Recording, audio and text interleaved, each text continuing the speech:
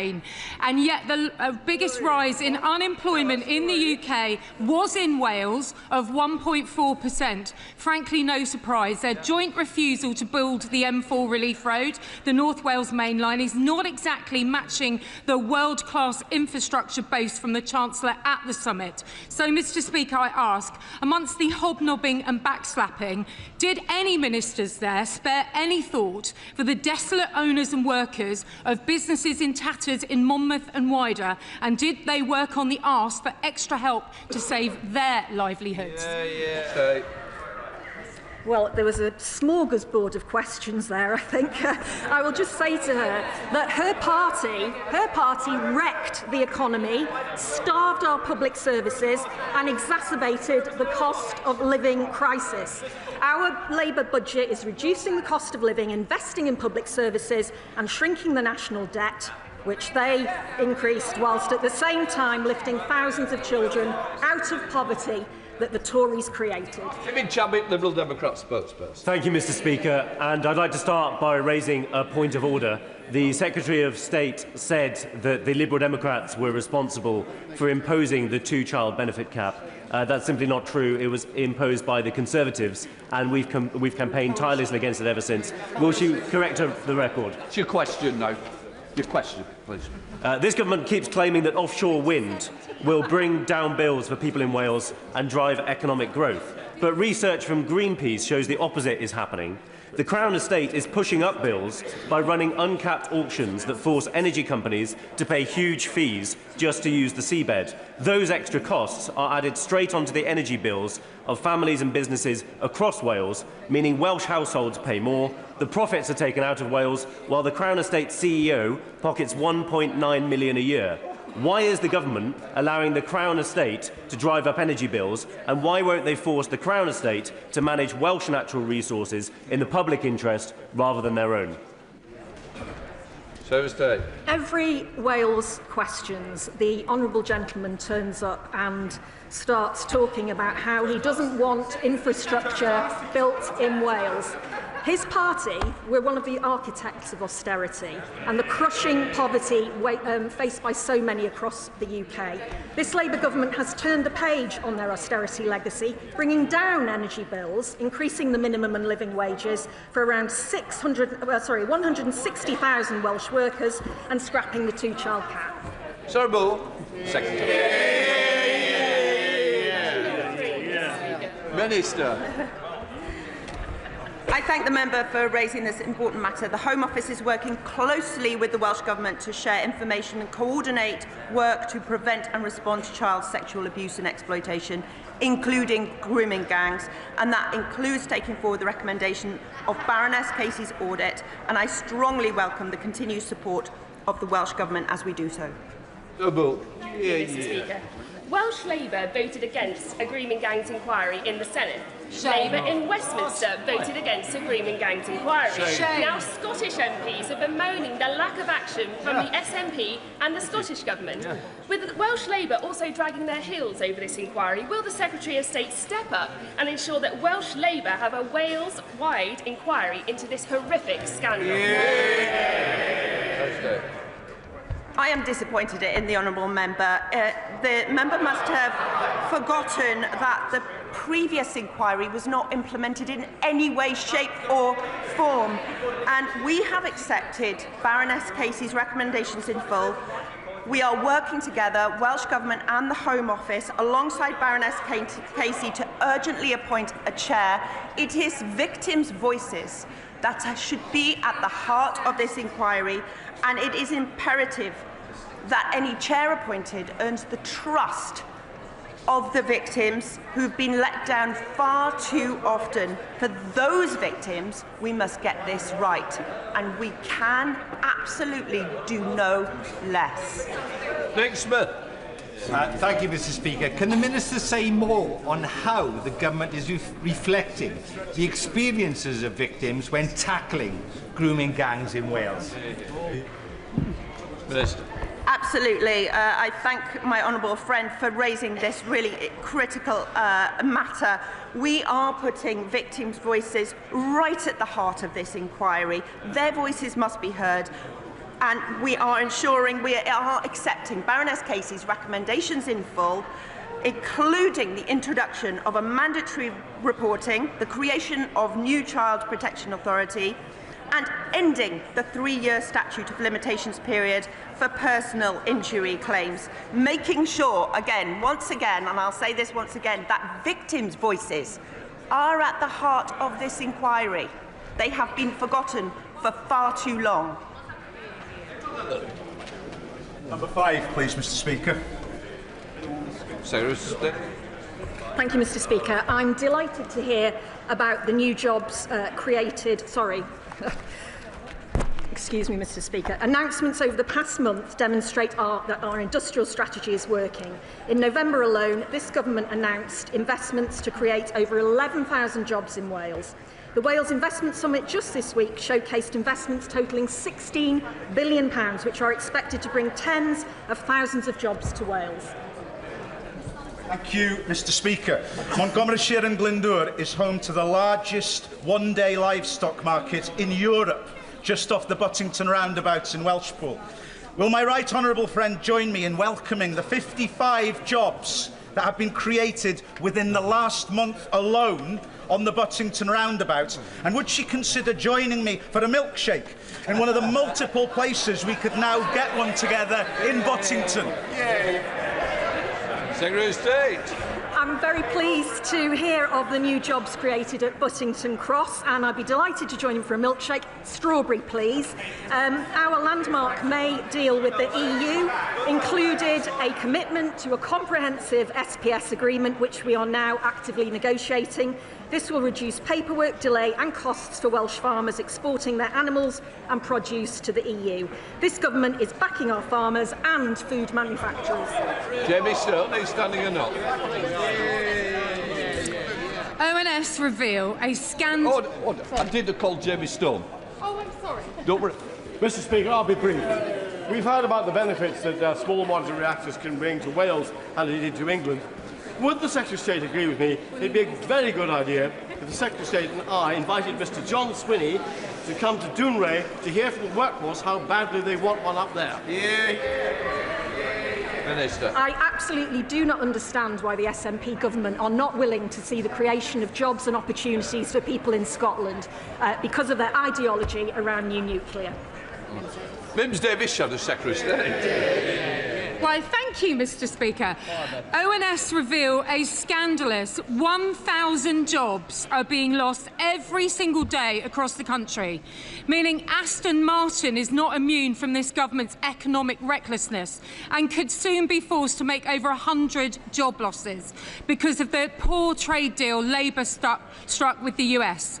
Mr. Speaker, the deal absolutely has no guarantee that small volume car makers like Aston Martin get fair access to the 10% tariff rate from 2026, meaning they could face an eye-watering tariff of 27.5% being imposed if they are squeezed out of the 100,000 car quota to the US.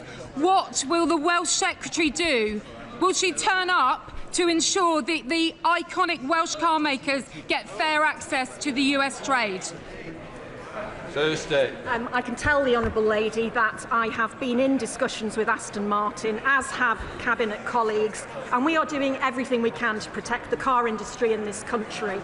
One of the biggest problems arising in the car industry is due to their botched Brexit deal, for which she and her government were responsible. John Cooper. Question number 7, Mr. Speaker.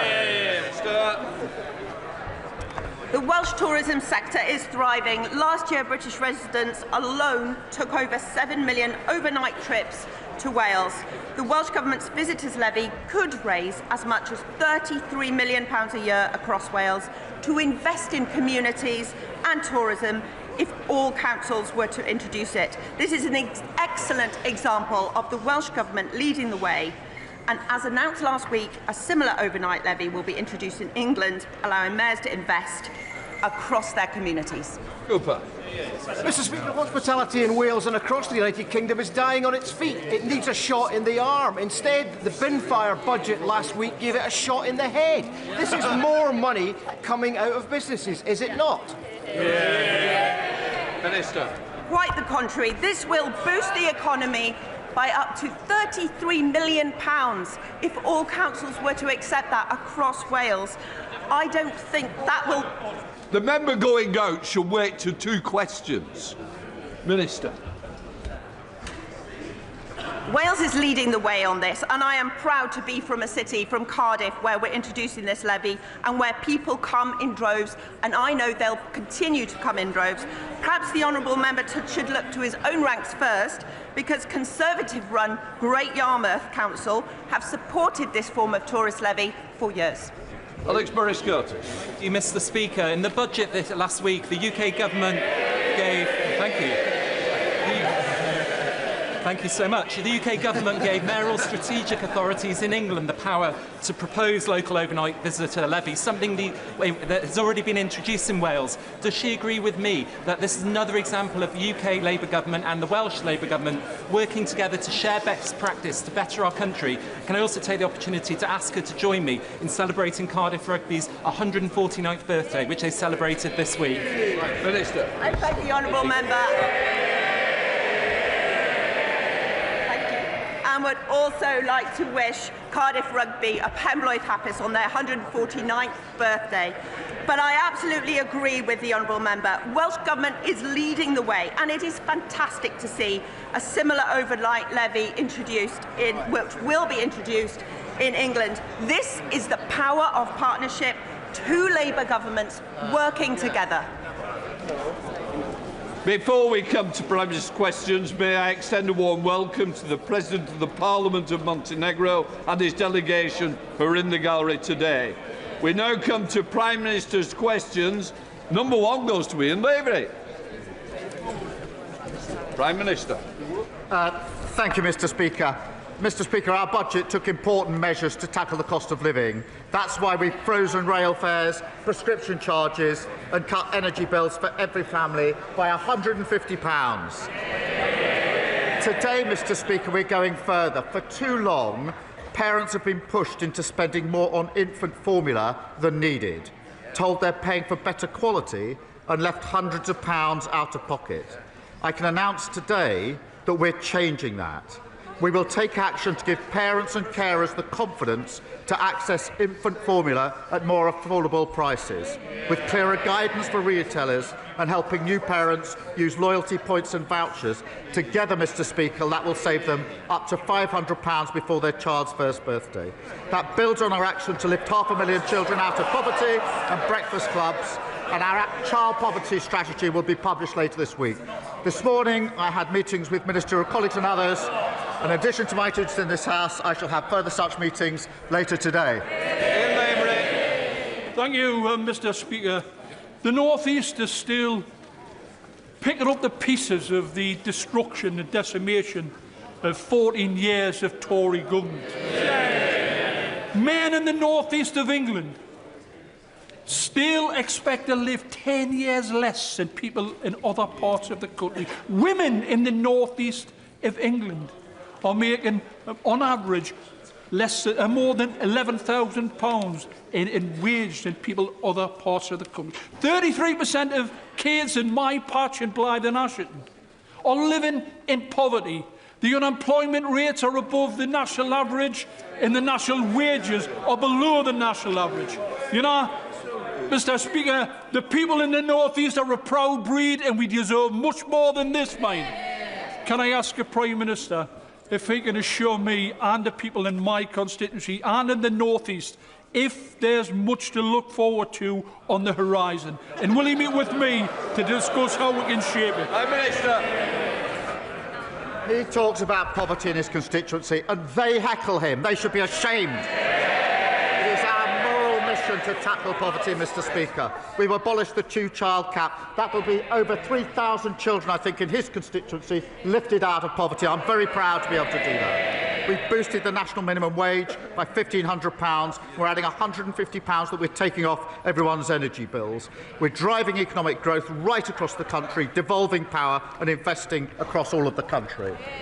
Come to the Leader of the Opposition, Kemi Badenoch. Thank you, Mr. Speaker. And can I first of all pay tribute to Sir John Stanley, who passed away yesterday. Sir John was a dedicated MP for 41 years, and we send our deepest condolences to his family. Mr. Speaker, does the Prime Minister believe that when an organisation descends into total shambles, the person at the top should resign? Mr. Speaker, can I first join in her comments in relation to Sir John, and I'm sure I speak for the whole House in that respect. Mr. Speaker, I was very proud to lead this party at the budget last week, where the Chancellor set out that we would protect the NHS, which we've done in the budget, create the conditions for economic stability, not repeating the mistake of austerity, and bearing down on the cost of living by taking £150 off energy bills.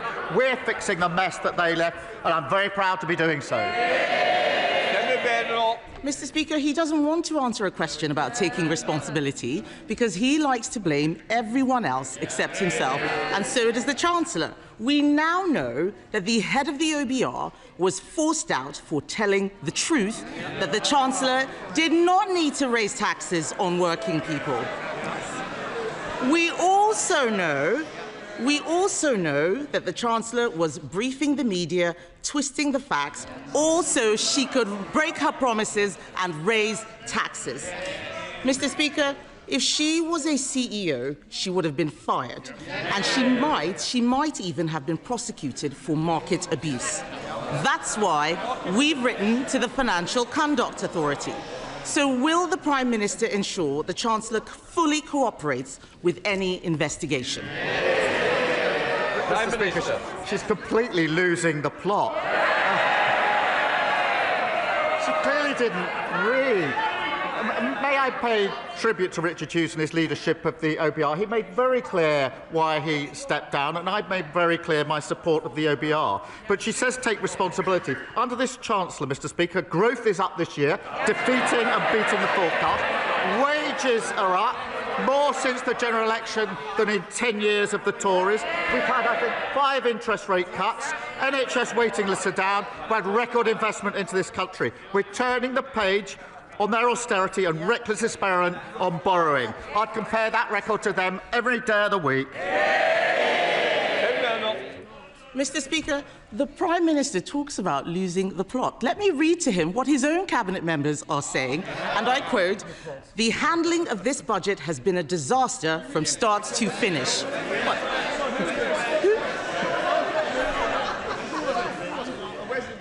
Yes. Who said that? Was it him? Was it her?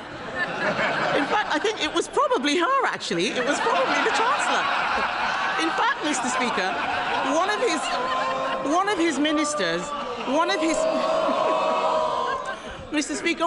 of his ministers said the Chancellor and Prime Minister look weak and incompetent. The country agrees.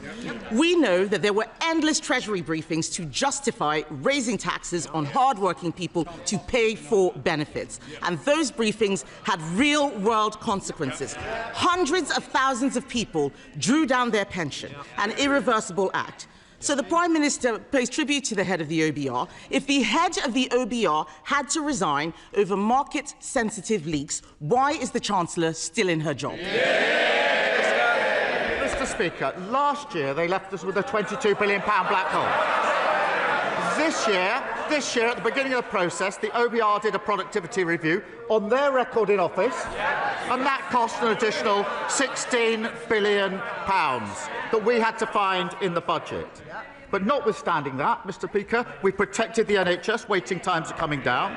Notwithstanding that, we've got cutting borrowing at the fastest rate in the G7. Notwithstanding that, we've got £150 off energy bills. That's added to rail bills and prescription as well. Order. Mr. Holden, your voice carries more than mine.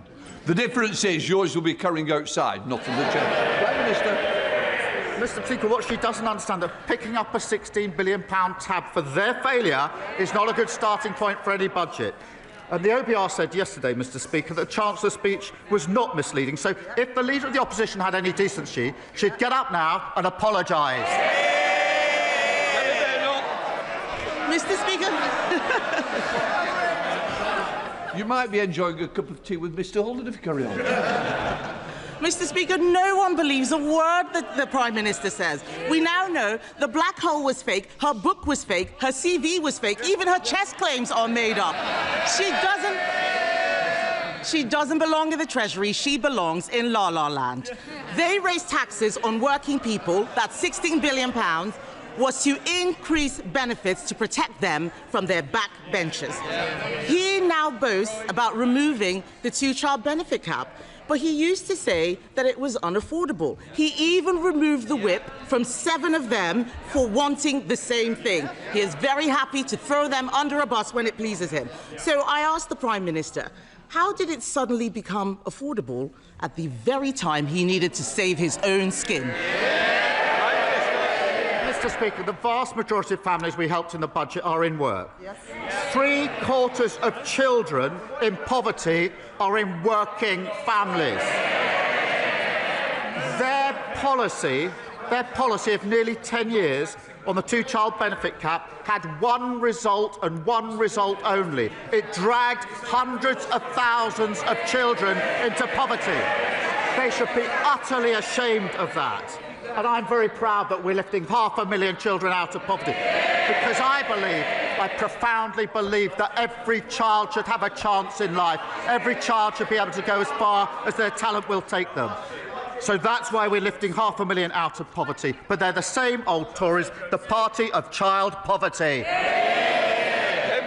If all of this is true, why did he take the whip away from the people who are asking for it? Let's remind the Chancellor, exactly a year ago today, on the 3rd of December 2024, the Chancellor said, we will never have to repeat a budget like this one. If only. He may have taken the whip away, but the rebels had the last laugh. The Prime Minister has lost. He can't run his own party. He can't, let alone the country, Mr. Speaker. Let me quote what the hard-left former Shadow Chancellor said. He said, we've won. He's right, isn't he? Prime Minister. Speaker, I've said repeatedly that bringing down child poverty is a moral mission, a political mission and a personal mission. They drove hundreds of thousands of children into poverty who will pay the price for the rest of their lives for their failure. We're taking 500,000 of them out of poverty. Very proud to do so. That is good for children, it's good for the economy, and it's good for the NHS, who will have less of a burden on them. They should be ashamed of what they did on child poverty, and she should stand up and she should apologise. Kemi Badenoch. Mr. Speaker, let me tell the Prime Minister, making the whole country poorer and destroying jobs is not how you keep children out of poverty. In the past week, we've seen broken promises, broken leadership, and a broken budget for Benefit Street. The Education Secretary is chuntering. Where is the money for the children on special educational needs? Where is it? Unemployment is up. It's coming out of her budget. She's shaking her head. She doesn't know where that money is coming from. But let's be clear, Mr. Speaker. Unemployment is up. There are more children now growing up in workless households because people are losing their jobs. It's not just the head of the OBR who's losing his job. Millions of people have been hung out to dry by their budget. And isn't the truth, Mr. Speaker, that behind it all is a Prime Minister who only cares about one person's job, his own? Mr. Speaker, she wants to put 500,000 children back into poverty.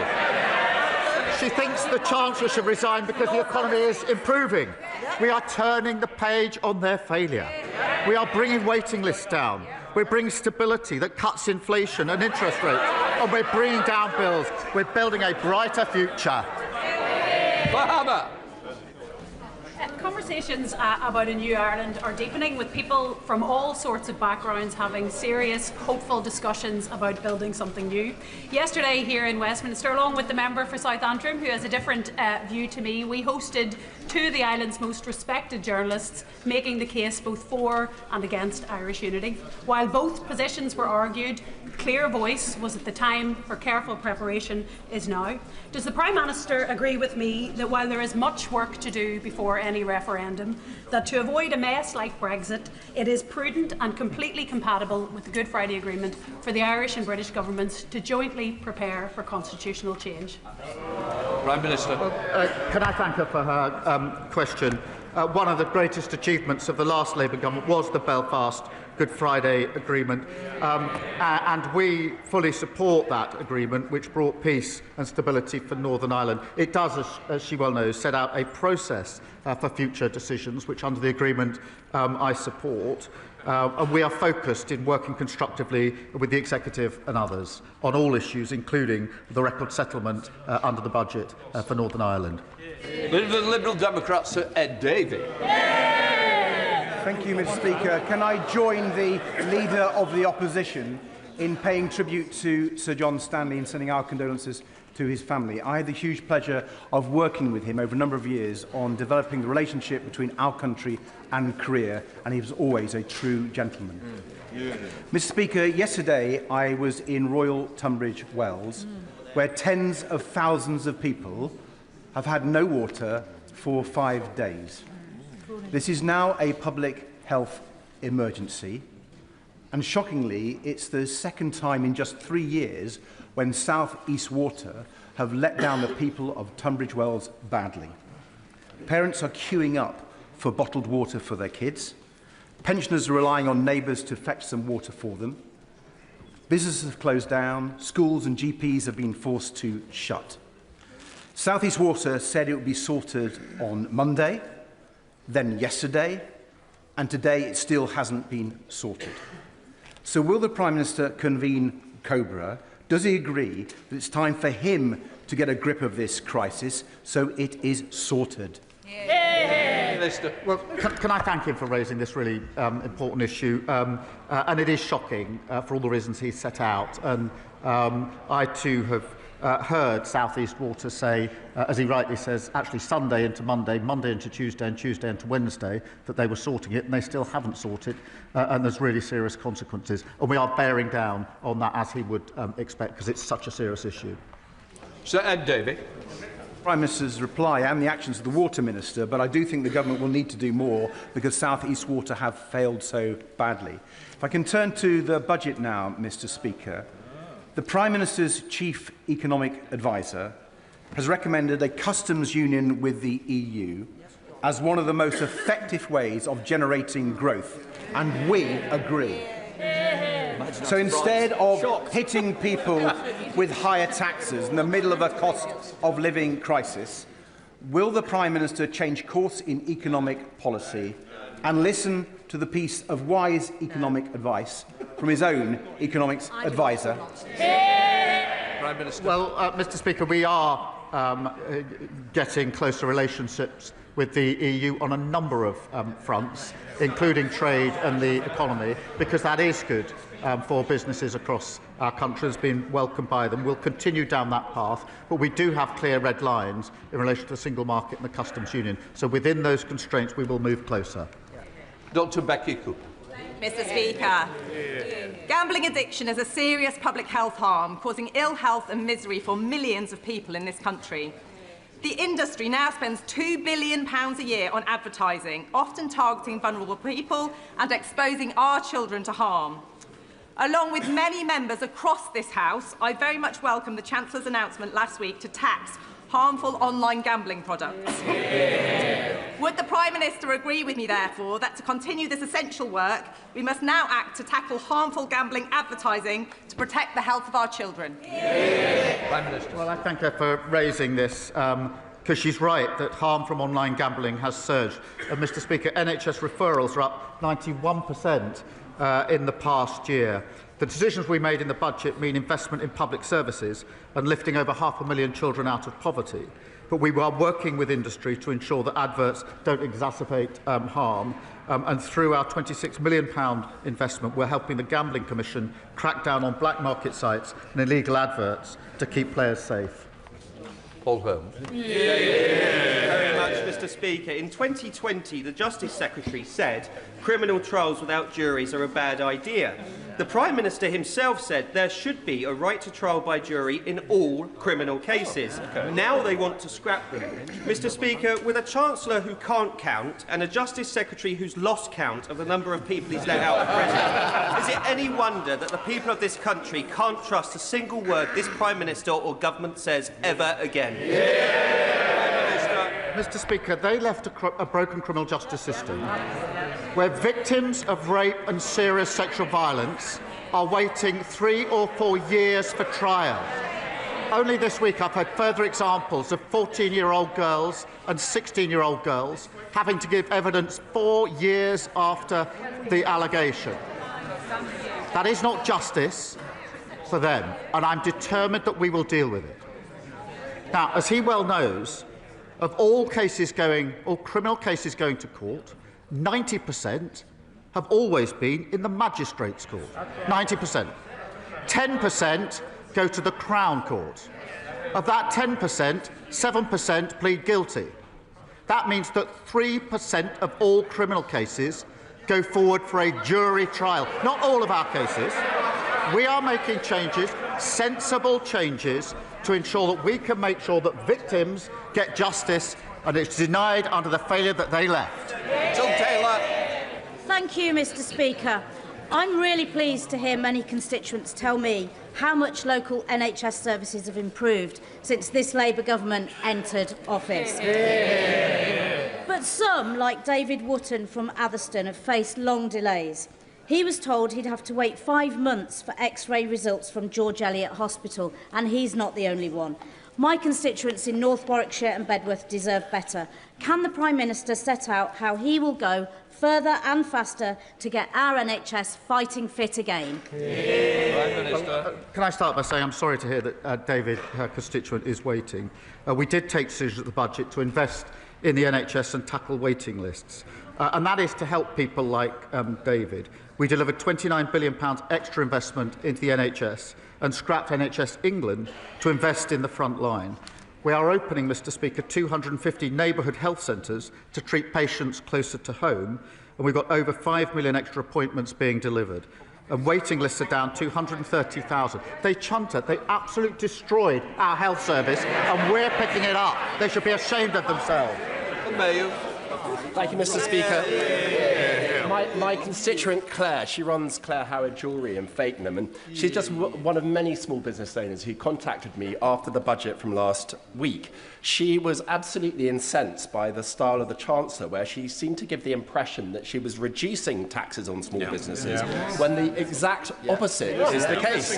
Claire's tax is going up on her shop, not coming down. So could the Prime Minister do Claire and many other shop owners the common courtesy of just admitting that their taxes are going up and not down? Prime Minister. He raises an important point. Let me address it. Because at the heart of this issue is that temporary business rate relief was put in during the pandemic by the last government. That was the right thing to do, and we supported it, but it was temporary relief. That is now coming to an end, and obviously there's a re-evaluation that goes with it.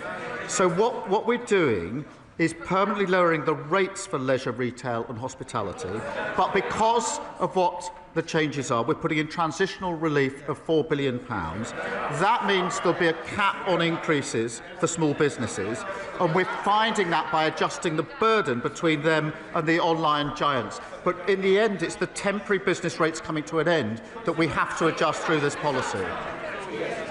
Oliver Ryan. Thank you. Thank you, Mr. Speaker. And I declare an interest as the chair of the All-Party Parliamentary Group on Multiple Sclerosis and as the proud son of a lifelong multiple sclerosis patient, and she joins us in the gallery today. Neurological conditions like MS or Parkinson's affect 1 in 6, but wait times for first and follow-up neurology appointments have increased by a huge 65% since 2020, risking delayed treatment and diagnosis at critical time. Now, I'm proud this government is bringing NHS waiting lists down, cutting emissions, investing in care and equipment. But will my right honourable friend, the Prime Minister, formalise these efforts and support an NHS modern service framework for neurology and get these wait times down? Prime Minister. Can I thank him for his question and for sharing the personal interest that he has in this. We are focused on bringing down waiting lists and making sure every patient receives the best possible care. As he knows, the 10-year health plan announced a new modern service framework to help rapidly improve care, and I'll reassure him we'll do absolutely consider whatever else we can do. And in the meantime, we're acting to improve neurology care and have cut wait time for care, neurology waiting times by over 15,000. Thank you, Mr. Speaker. Alison in Oxford is threatened with new service charges by her housing association, Green Square Accord, for shrubbery she happily cut herself for 22 years and a cleaning of a communal area that simply doesn't exist. Meanwhile, Rebecca's charges have more than doubled over the last 4 years with no explanation why. They are not the only provider doing this. It's a wild west out there. So will this government consider Liberal Democrat plans for a new regulator and a cap on these outrageous rip-off service charges? Prime Minister. Well, can I thank her for raising that? And we are implementing the Leasehold and Freehold Reform Act, which is long overdue, providing homeowners with greater rights, powers and protections. And through this, we will strengthen regulation to protect leaseholders from abuse and poor service, which she's highlighted, bring the injustice of leasehold to an end. That'll protect up to 1.75 million households and make sure leaseholders receive standardised service charge documentation, making it easier for them to challenge unreasonable bills, because the points she makes are good points, and this bill will help change that. Graham Stringer. Mr. Speaker, this country can be proud of its history of religious tolerance and religious freedom. The quid pro quo of that is the right to criticise religion. Can the Prime Minister ensure this House that there will be no introduction or reintroduction of a blasphemy law, either by statute, by judicial overreach, or by a non-statutory definition of Islamophobia? Yes, I can give him that assurance, and it's important that I do so. Lewis Cocking. Mr. Speaker, the best form of welfare in this country should be a well-paid job. But with unemployment up, and this Labour government has chosen to raise taxes to spend more on an even bloated welfare and benefit system. Is the Prime Minister happy with the message that sends to my hard-working constituents in Broxbourne and constituents from right across the United Kingdom? We have a broken welfare system. Who broke it? Guess. The party opposite. We're bringing in reforms to change it and mend it. And what did they do? They voted against them. And under their watch, they drove up welfare spending by £33 billion, so we need no lectures from them on welfare. Mr. Speaker, as a lifelong Dale fan, I'm delighted that Rochdale Football Club are top of the National League right now. But after 14 years of Tory cuts, sadly, my town is near the top of another league table, a league table people don't want to be in, the child poverty league table. So does the Prime Minister agree that lifting 5,000 kids out of poverty in Rochdale, plus cutting the energy bills by 150 quid for every household, and crucially expanding the Warm Homes discount, will mean that this budget is a family budget that reduces the cost of living for everyone in the country? Let me start by congratulating Rochdale Football Club for being top of the league for the time being. Of course, well, I say that because I know who's top of the Premier League, but it will be March and April we'll actually find out who wins. But, Mr. Speaker, he's right. Thanks to the actions in the budget, every household will see £150 off their energy bills, and because we've extended the Warm Homes discount now to 6 million of the poorest households, they will also save an additional £150. Now, in the North West, that benefits about 280,000 households. That's a huge cost of living support for families, alongside freezing prescription charges, rail fares and boosting the minimum wage. Liz Jarvis. Thank you, Mr. Speaker. My constituent Tracy owns O'Brien's, a lovely cafe in the heart of Eastleigh. She works tirelessly to make it a success, but spiralling costs, including business rates, VAT and the hike to employers' national insurance contributions, mean she hasn't been able to take a salary for 4 months. David, the owner of Steamtown Brewery, and Jane, the manager of the Holiday Inn in my constituency, say their businesses will be impacted by the government's stealth tax on our high streets. They feel let down. So will the Prime Minister look again at our call for an emergency cut on VAT for hospitality? Prime Minister. Well, Mr. Speaker, we put in place a strategy for small businesses, which was broadly welcomed by small businesses because they contributed to it. And that involves some of the key asks that they made of us, including late payment and for hospitality, greater flexibility when it comes to licensing. Of course, we'll always look at other measures that can help small businesses. We set out quite a lot of them in our small business strategy. Andrew Pakes. Thank you, Mr. Speaker. At the weekend, I had the great privilege to join volunteers from Peterborough Food Bank at the Tesco in Warrington on their autumn food drive. I'd like to put on record my thanks to my constituents and those of other honourable members who supported this Trussell Trust initiative over the last week. One of the most significant challenges my food bank have consistently talked to me about is child poverty. And even though the party opposite oppose our plans, nearly 9,000 children will be lifted out of poverty across Peterborough because of the decisions our Chancellor took in the budget last week. Yeah. Does the Prime Minister agree with me? This isn't just the right thing to do for these children, it's an investment in our future and in our growth. Yeah. Prime Minister. I thank him for raising this, and I was in his constituency just the other week, and we could see the impact that this measure would have on children. In Peterborough, as he says, 9,000 children living in poverty. In his constituency, 5,500 children living in poverty, and we are lifting them out of poverty, and that is the right thing to do. The party opposite shamefully dragged hundreds of thousands of children into poverty, and they will pay that price for the rest of their lives. They should be ashamed of themselves. I was recently the target of an AI deepfake video announcing my defection to reform. And as colleagues across the House will know, that's about as likely as reform moving from pub populism to a coherent programme for government. I'm delighted to reassure my Chief Whip and the House that I am and always have been a faithful Conservative. But does the Prime Minister agree with me that while satire has always been an important part of our politics, the rise of AI deepfake disruption is a serious threat to our democracy, and would he agree to work with me and cross-party MPs to frame some appropriate reforms as proposed by the recent Speakers' Conference to protect our democratic integrity?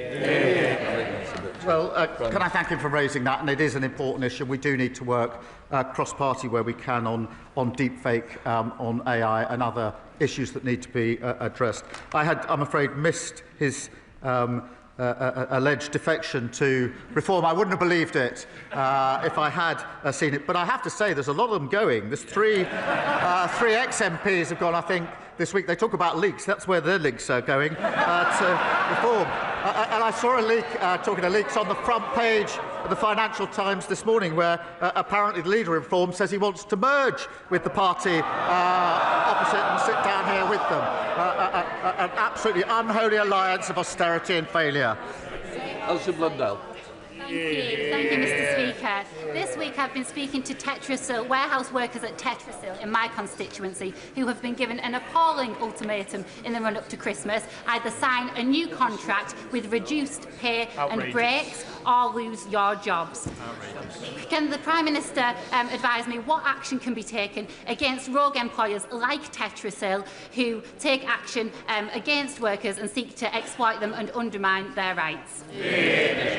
Well, can I thank her for raising this and for fighting hard for her constituents who are facing awful uncertainty, which is bad enough at any time of the year, is really bad at this time of the year. And our thoughts are with the workers and their families who are facing the uncertainty that she has flagged. Our landmark Employment Rights Bill will strengthen workers' rights and put them in a better position, including ending unscrupulous fire and rehire practices. But I thank her for fighting for her constituents.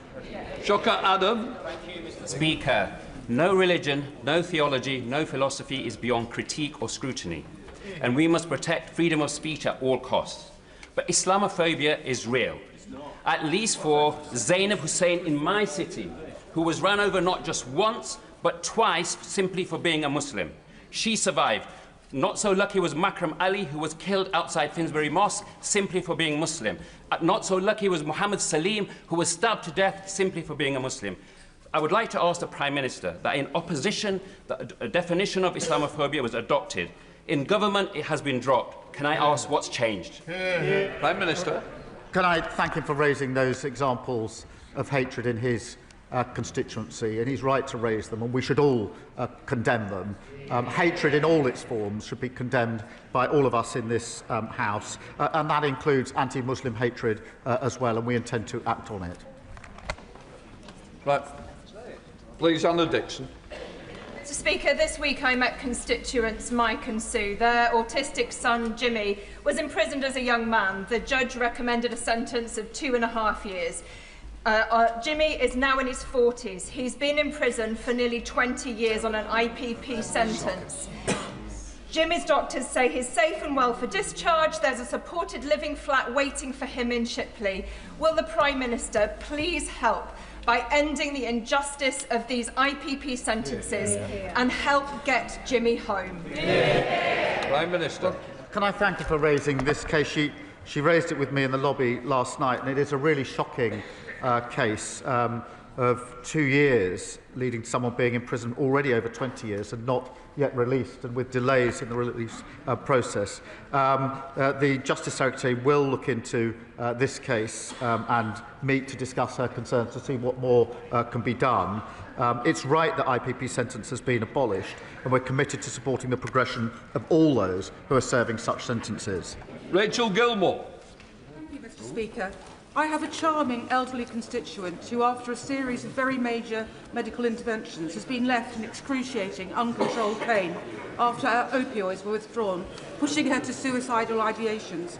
Can the Prime Minister shed light on what plans His Majesty's Government has to help people manage pain, to live a happier and more comfortable life? And please, can I have a meeting with the appropriate Minister? Prime Minister. Can I thank her for raising what's an awful case? And we are putting in further protection and support, but I will take her up. I think it is important for her to discuss that with the relevant minister, because the case that she has referred to does sound appalling. Jane Kirkham. Thank you, Mr Speaker. Under this Labour government, NHS waiting lists are coming down. I welcome the commitment to refurbish Truro Health Park in my constituency, one of the first new neighbourhood health centres in the country. Cornwall's already leading the way with new neighbourhood health teams, and upgrading Truro Health Park will help deliver care for patients in their own communities. Will the Prime Minister confirm this investment reflects decisions taken by this government to prioritise community healthcare, and that services won't be removed before effective community replacements do come online? Prime Minister. Well, thank her for raising this. I'm delighted that her constituency will benefit from one of the new 250 centres. Neighbourhood health centres will provide simpler, more convenient access to a full range of health and care services on people's doorsteps, and GP services will be protected before it comes online. This is about early intervention, Mr Speaker, continuing to drive down NHS waiting lists and creating a more modern NHS that is fit for the future. Mr Speaker, could the Prime Minister give his assessment of the latest news that President Putin has again turned down terms for peace in Ukraine, and in the light of his extraordinary outburst designed to destabilise our understanding of the truth, he did say Russia is ready for war with NATO. How ready are we? Prime Minister. Can I thank him for raising this? And I updated the House last week on the attempts to get a lasting peace. We all know that Putin is the aggressor here. We all know that Putin is dragging his feet, not wanting to come to the table, not wanting to reach an agreement. We have to continue to put pressure on in every conceivable way. That is in supporting Ukraine with capability and resource, but also ensuring that our sanctions, acting with allies, do as much damage to the economy in Russia as we can, and pressure that we can put on. We'll continue to do so, but he's absolutely right to raise it, and I thank him for doing so. That completes Prime Minister's questions. Let the Chamber change over. Thank you, Mr.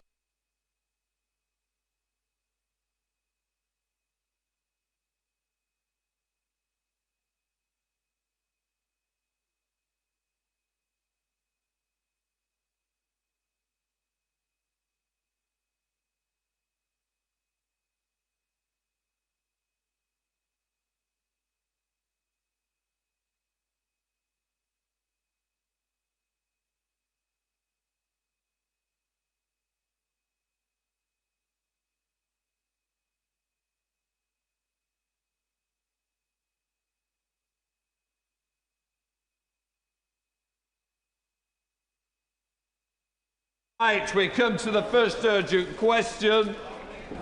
Sir Melstride Shadow Chancellor of the Exchequer. Mr. Speaker, to ask the Chancellor of the Exchequer if she will make a statement on the resignation of the Chair of the OBR. Minister Murray. Thank you very much, Mr. Speaker. Mr. Speaker, last week the economic and fiscal outlook was accessed prematurely ahead of the budget. The OBR took full responsibility for this and conducted a review into what had happened. That report was published on Monday, and I came to this House to make a statement. That report found, and I quote, systemic issues, which led, in their words, to the worst failure in the 15-year history of the OBR. Whilst I was making that statement on Monday afternoon, Richard Hughes, the chair of the OBR, resigned. The Chancellor has written to Mr. Hughes to thank him for his many years of public service, and I have put my thanks on record in this House too. That decision was a matter for Mr. Hughes. We will work closely with the OBR to ensure robust security arrangements are in place before the spring forecast and for all future forecasts. The Permanent Secretary of the Treasury will conduct a review of the Treasury's security processes to inform future fiscal events. As I said when I was again at this dispatch box closing the budget debate yesterday, the government puts the utmost weight on budget security, including prevention of leaks of information. A leak inquiry is now underway with the full support of the Chancellor and the whole Treasury team. Mr. Speaker, there is also speculation in the press today surrounding the letter which the OBR sent to the Treasury Select Committee last Friday, which I wish to address clearly. The Chancellor was aware of that letter and she was content for it to be published, and she agreed this with the Permanent Secretary. Bill Stride. Thank you, Mr. Speaker. Mr. Speaker, Richard Hughes was a respected chair of the OBR, and his departure is a matter of deep regret. The circumstances surrounding his resignation remain unclear. Although, Mr. Speaker, for the Chancellor it has clearly been a useful distraction from her own conduct. Mr. Speaker, on Friday, the OBR took the unprecedented step of publishing the details of the pre-measures forecast rounds, and at the Select Committee yesterday, members of the OBR board were clear that this step was taken because of serious concerns about partial leaks and briefings about their forecasts. And in relation to the market-moving briefings made on the 14th of November, which suggested that the public finances were, after all, in a better position, David Miles at the committee stated, and I quote, "I think there had been a misconception that there had been some good news. It didn't exist." They also clarified that these concerns were raised by Richard Hughes with the Treasury before the budget, and that the information published on Friday was approved by the Permanent Secretary. So can I ask the Minister, what discussions did the Treasury have, including the Chancellor, with Mr. Hughes immediately prior to his resignation? Mr. Hughes said last week that he served subject to the confidence of the Chancellor. Did the Chancellor give Mr. Hughes her full confidence? Was any pressure put on Mr. Hughes to resign? Did the Chancellor approve the OBR's publication on Friday and discuss with the Permanent Secretary? I believe the Minister has confirmed that. Perhaps he would do so again. Yes. In which case, behave. Thank you, Mr. Speaker. Do ministers agree with the OBR's opinion that there were leaks and briefings about the forecasts that damaged growth? If so, what action was taken by the Treasury regarding those leaks? And can I ask once again in this House whether it was appropriate that the Chancellor herself was opining publicly on the OBR's productivity forecast before the budget, given that these matters should remain strictly confidential? Mr. Speaker, as you know, I've written to the FCA seeking a full investigation into these matters relating to the Chancellor's statements on the state of the public finances. I have also written again this morning to the Permanent Secretary at the Treasury requesting a full investigation into all these matters. Thank you. Thank you, Mr. Speaker, and I thank the Shadow Chancellor for his questions. Mr. Speaker, Madam Deputy Speaker, as I made clear in my opening remarks, the decision for Richard Hughes to resign was a matter for Mr. Hughes himself. I referred also in my earlier remarks to the media reporting around the letter that the OBR published. That publication of the OBR letter was agreed to by the Chancellor, and it is completely untrue to suggest otherwise. And the reason for publishing that letter was due to the unique nature of this budget in the context of the OBR's productivity review, as they said themselves, whilst acknowledging that this would not become usual practice due to the importance of preserving a private space for discussions. But, Madam Deputy Speaker, we are completely committed to the OBR's independence, and it is a vital part of our fiscal framework. And in fact, one of the first acts of this Parliament was to introduce a fiscal lock so the OBR could never be sidelined. The Shadow Chancellor also referred to comments by Professor Miles at the Treasury Committee earlier this week. And I note that amongst his remarks, he said the fact that it was a positive number, referring to the headroom on the October 31st forecast, he was very keen to be clear now that this did not in any way suggest that the OBR assessment was that the fiscal outlook was problem-free. Dame Meg Hillier. Thank you, Madam Deputy Speaker. Madam Deputy Speaker, when I last spoke in this House, Richard Hughes was still chair of the OBR. I want to pay tribute to him. He was a tenacious champion of its independence, a highly intellectual man who ably led that organisation, and he made an honourable decision to take responsibility for what happened last Wednesday. The Minister has said that there is now a leak inquiry underway in the Treasury. Leak inquiries can have a habit of not finding someone responsible, but if somebody is found responsible, will they follow the lead set by Richard Hughes? Minister. Well, Madam Deputy Speaker, I will not speculate on the outcome of the leak inquiry, but it is underway now with the Chancellor's support. The Government takes our obligations to this House very seriously, and we delivered a budget last week which delivers on the priorities of the British people. Liberal Democrat spokesperson Charlie Maynard. Thank you, Madam Deputy Speaker. On behalf of my party, I would like to thank Richard Hughes for his service, and we respect his resignation. We would also like to thank Laura Gardner, Professor Kieran Martin and Hugh Stevens for the very quick turnaround of the investigation report into the leak. In the report, the point was made that unlike all other IT systems and services, the OBR's website is locally managed and outside of the gov.uk network. The reasons for this decision were made at the time apparently to ensure full independence from the Treasury. Will the Minister soon report back to this House with a timeline for when decisions will be made between now and the OBR's next report in spring 2026 as to how this will be operated going forward, and also provide an outline of how the OBR's website will be operated so that it is both secure and maintain appropriate separation between the Treasury and the OBR? Madam Deputy Speaker, as I've made clear, the Treasury will be focused in the coming months on ensuring that we have stronger information security in the spring forecast and indeed for all future forecasts. The OBR, it's worth my adding, has had significantly increased funding in recent years. Since 2021-22, its budget has increased by 45%. And as an independent organisation, it has full discretion over how it uses its budget. Yuan Yang.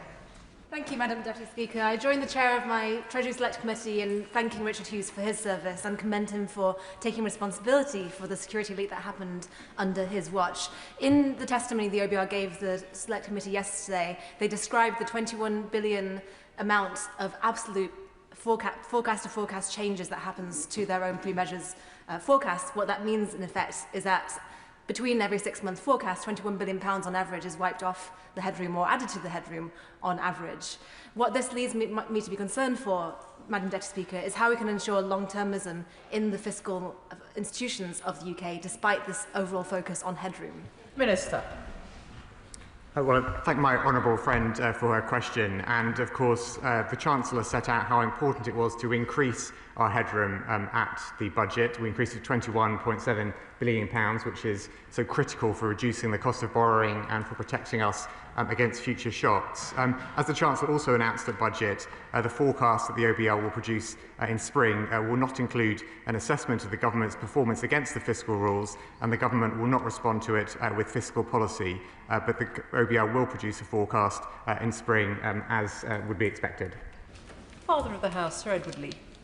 For what it's worth, I think the OBR has become too powerful, and we live in a parliamentary democracy, not a quangocracy, and the Chancellor alone should be responsible. But does he agree with this point, that in future all communications between the Chancellor and the OBR should be in deep private. That's the only way the system will work. And we never again want to have selective leaks. Can he promise that won't happen in the next budget? Minister.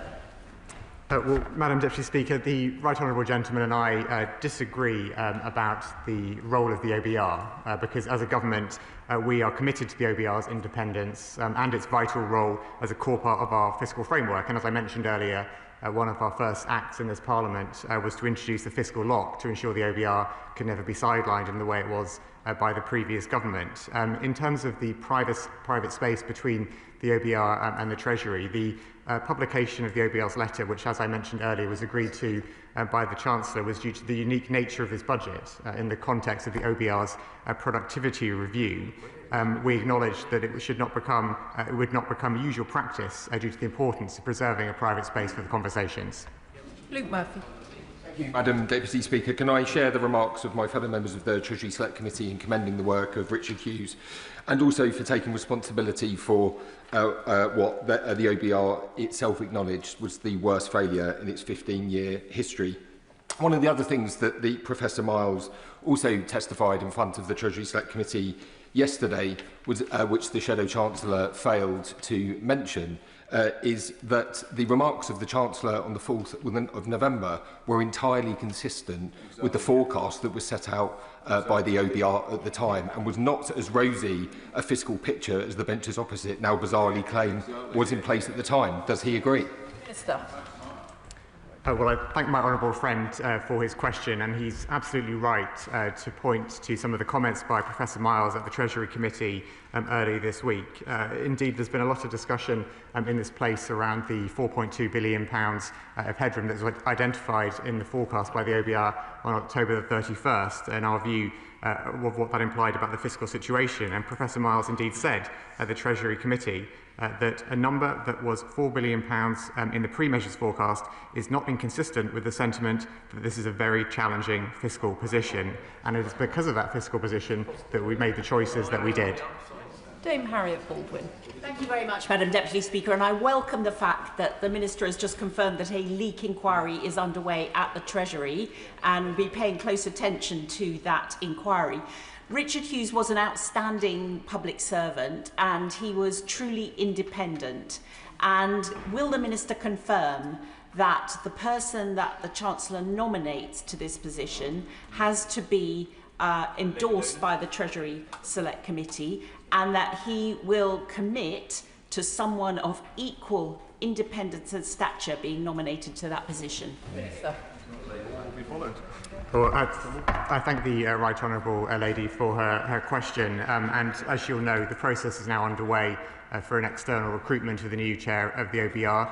The normal process will be followed in terms of the Chancellor making the appointment, the Treasury Committee being involved in the way that it is. She mentioned that the leak inquiry, I confirmed it today. I've confirmed it again today. I also mentioned it in my remarks to this House yesterday. Clive Efford. Madam Deputy Speaker, over the years that I've been here, I've seen many budgets, and the government side waves its order paper on the day and then watches over the next 48 hours as the budget unravels. And we don't seem to have had any of that with this budget. But it's been extraordinarily tight in terms of what it sought to achieve. And it's the Tories are protesting over there because about the individuals involved rather than the content of the budget itself, because they've got very little argument to make. Well, my honourable friend is absolutely right to draw attention to the fact that whilst the process around the budget is of course important, what this budget means for people across Britain is that we have cut the cost of living, continue to cut NHS waiting lists and cut government borrowing. Dugan. The head of the OBR has taken responsibility and resigned, just like the Director General of the BBC took responsibility for that crisis and resigned. Given that the UK is now in the throes of a full-on fiscal crisis of the Chancellor's own making, both materially by removing £66 billion from the economy with no corresponding stimulus, and objectively by briefings, counter-briefings, screeching U-turns, leaks, and a profound lack of discretion over market-sensitive information. Given that backdrop, why will the Chancellor not now resign? Madam Deputy Speaker, the Chancellor has delivered a budget which takes the challenges of this country head-on, which cuts the cost of living, continues to cut NHS waiting lists, cut government borrowing and meets the priorities of the British people. Rachel Blake. Thank you, Madam Deputy Speaker. The investigation that the OBR undertook had two particularly striking findings. The first was about the number of attempts to access the particular documents in question, and the second, I believe, is the lack of security for these particular documents. Can the Minister share with this House what specific actions he believes the OBR should take to overcome this for future fiscal events? And does he agree with me that it's possible to have confidence in the principle of an independent OBR alongside undertaking meaningful and significant scrutiny into some of the actions of the current organisation? Well, I very much agree with the sentiment in my honourable friend's question there, in that the OBR is a vitally important part of our fiscal framework, and indeed, as I mentioned earlier, one of the first acts we took upon taking government was to strengthen its role to ensure it could never be sidelined. And actually, it is precisely because we see it as taking such an important place in our fiscal framework that it's important that we maintain its integrity and trust as an organisation. And my honourable friend asked me what further steps the OBR will be taking. Well, we as a government will work with the National Cyber Security Centre and the OBR to take forward the recommendation that a forensic examination of potential premature access at previous fiscal events is carried out. I would add that there's no evidence of hostile cyber activity, but the findings of the OBR report indicated access at previous fiscal events, and that's a very serious matter that we will investigate. Thank you, Madam Deputy Speaker. Richard Hughes was a first-rate public servant, but he did the right thing on the narrow matter of the premature upload of the file last week. But the OBR representatives told us a number of things yesterday at the Treasury Select Committee. They told us that there was a 16 billion downgrade. Yep. They told us that there was a 4.2 billion headroom on the 31st of October because there were also improved tax revenues. Yep. I don't think 4.2 billion can be characterised as a black hole, but it was a challenging circumstance. That's the truth. Can the Minister consider in all future budgets that such a letter should be made available at the same time that budget publications and OBR publications are made available, which sets out what was said to the Chancellor at what point, so we can then verify whether the press conference on the 4th of November was very wide of the mark and gave a materially misleading view of what actually was happening? Yeah. Well, I thank the right honourable gentleman for his question, and I would, as will be clear, I would agree with his remarks about Richard Hughes' contribution to public service. I would disagree with him, however, that the premature publication of the forecast last Wednesday was a narrow matter, because I think what the report showed was that it was not simply a single error, but more systemic issues which are highlighted. So I would disagree with his characterisation of that as narrow. He referred to some of the comments that Professor Miles made at the Treasury Committee, and indeed Professor Miles confirmed that the £4 billion headroom, which was identified in the forecast on October 31st, was not inconsistent with the sentiment that this is a very challenging fiscal position. He also asked about the OBR's letter and the nature of its being published and what that speaks about to the future. As I said earlier, Madam Deputy Speaker, the publication of the OBR letter was agreed to by the Chancellor, and this was due to the unique nature of this budget in the context of the OBR's productivity review, as they said themselves, whilst acknowledging that this would not become usual practice due to the importance of preserving a private space for discussion. Karen Moon. As Madam Deputy Speaker, the OBR leak was deeply disturbing, particularly in light of international sensitivities.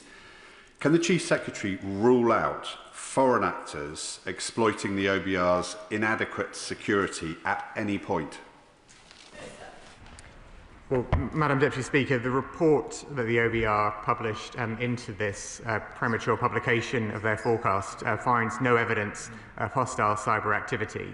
What it did do was look at the spring forecast and to identify what happened there, and very concerningly identified that there had been premature access of the forecast at that fiscal event also. Now, the report did not look further back, for instance, at the Chancellor's first budget last year, or indeed budgets delivered by Conservative Chancellors under the previous government. And that's why it's so important that we take forward the recommendation, we the government take forward the recommendation of the OBR's report to conduct a forensic examination of potential premature access at previous fiscal events. Sir Julian Lewis. Government seemed to be keen to maximise the gravity of the OBR's accidental leak whilst minimising the gravity of the Chancellor's deliberate leaks. And as he has twice frankly admitted not being aware of the case of Labour Chancellor Hugh Dalton, who resigned for inadvertently leaking to a journalist a single sentence of his budget moments before it was due to be announced in 1947, now that he has understood what actually happened then, and that was the paradigm case, does he think it holds any lessons or examples of conduct that the Chancellor ought to consider following? Madam Deputy Speaker, I came here this morning expecting to be critiqued by the opposition for their view of government policy. I didn't expect a critique of my knowledge of history, but it appears that that's the route that the honourable gentleman wants to take. And indeed, when I gave way to the gentleman sitting to his right yesterday, my right honourable friend, the Health Secretary, said I was being too generous. And I'm inclined to agree with my right honourable friend, the Health Secretary, that I was too generous in giving way to him yesterday. But the broader point that the right honourable gentleman who just asked his question made, I think we need to be really careful, Madam Deputy Speaker, about downplaying the seriousness of the OBR publishing their forecast early. It's not, as the other right honourable gentleman said, a narrow matter. It is not something which we can simply brush away. This is a serious leak of highly sensitive information, and we take it very seriously as a government. Andrew Lewin. Deputy Speaker, 3 years ago the role of the OBR came into sharp focus after the delivery of another budget, the budget that became known as the mini-budget, a budget in which the markets were sent spiralling and the Bank of England was forced to take emergency action. Would my right honourable friend agree with me that this last week has been a serious one, but within a week we have taken action, and 3 years on we are still living with the consequences of the decision taken by the party opposite? Yeah, quite right. Well, my honourable friend is absolutely right that people across Britain are still living with the consequences of what the previous government did in that mini-budget where they sidelined the OBR. And in fact, one of the reasons why we're so keen to protect and strengthen the integrity of the OBR is because of the vital role that it plays in our fiscal framework. And one of the very first bill, in fact, passed by this government included the fiscal lock, which now prevents the sidelining of the OBR. Joshua Reynolds. Deputy Speaker, in the budget, the Chancellor announced that she would legislate for only one assessment of the fiscal rules instead of two every year, as we have it at the moment. But in light of the change of OBR leadership, will he commit today to seek the views of the incoming chair of the OBR about the economic and fiscal impact of that decision before the government plough ahead with it? Madam Deputy Speaker, just to be clear in terms of what the OBR is required to do and what the Chancellor announced in the budget last week, the OBR is required to produce two forecasts a year, and the Chancellor will commission a second forecast in due course. As the Chancellor announced the budget, though, that forecast will not include an assessment of the government's performance against the fiscal rules, and the government will not respond with fiscal policy. Chris Vince. Thank you, Madam Deputy Speaker. I thank the Minister for his statement. Was he as surprised as I was to find out that such a sensitive document like this was actually being managed by something that was using WordPress? And would he reassure my constituent in Harlow, and what reassurances he had from the OBR, that moving forward these sort of documents will be password protected and, crucially, protected from foreign interference? Well, I thank my honourable friend for his question.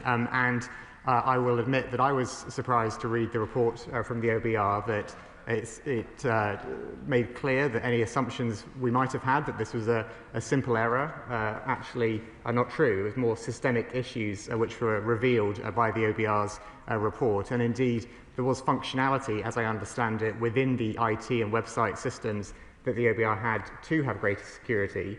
but they were not configured correctly to provide that security. And that really underscores for me this is not one inadvertent error by one official. This is a systemic issue with the information security, which is so important.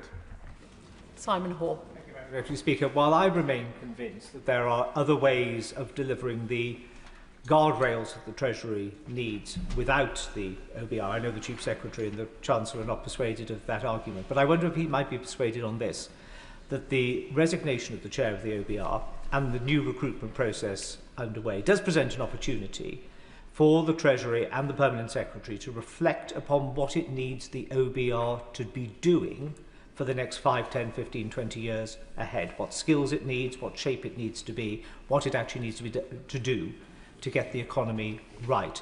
Will they be availing themselves of that opportunity to recast the OBR and to reflect on its roles and responsibilities? Thank you. I thank the Right Honourable Gentleman, and I'm glad that having not had time to accept his intervention yesterday, we are now back to business as usual, where we have frequent exchanges across this chamber. We probably disagree, I think, in terms of the OBR's role, but I hope he would recognise the benefit of one of the changes the Chancellor has already announced about how the OBR will produce its, or how what the OBR will do in future. Because whilst the OBR, as I said to another honourable gentleman a few moments ago, is required to produce 2 forecasts a year, the Chancellor has announced that that forecast will not include an assessment against the fiscal rules in the spring, because the government will not respond with fiscal policy. So that is a change which the Chancellor already announced at budget last week. Dr. Scott Arthur.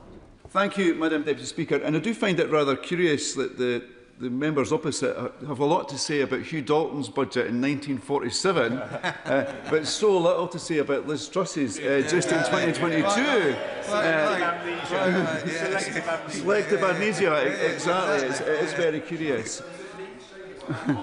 But, Madam Deputy Speaker, my office, all the staff in my office very diligently followed the advice from the Speaker on cyber security around the threat of foreign intervention in our IT, and I think it's right that we do take all this seriously. But I'm not convinced, based on the reports we've seen, that the OBR had taken the same kind of steps to protect its own systems. So, where the OBR and other government departments and agencies offered this advice and just didn't follow it, or is there an oversight here in terms of how we're managing the security right across government? Good question.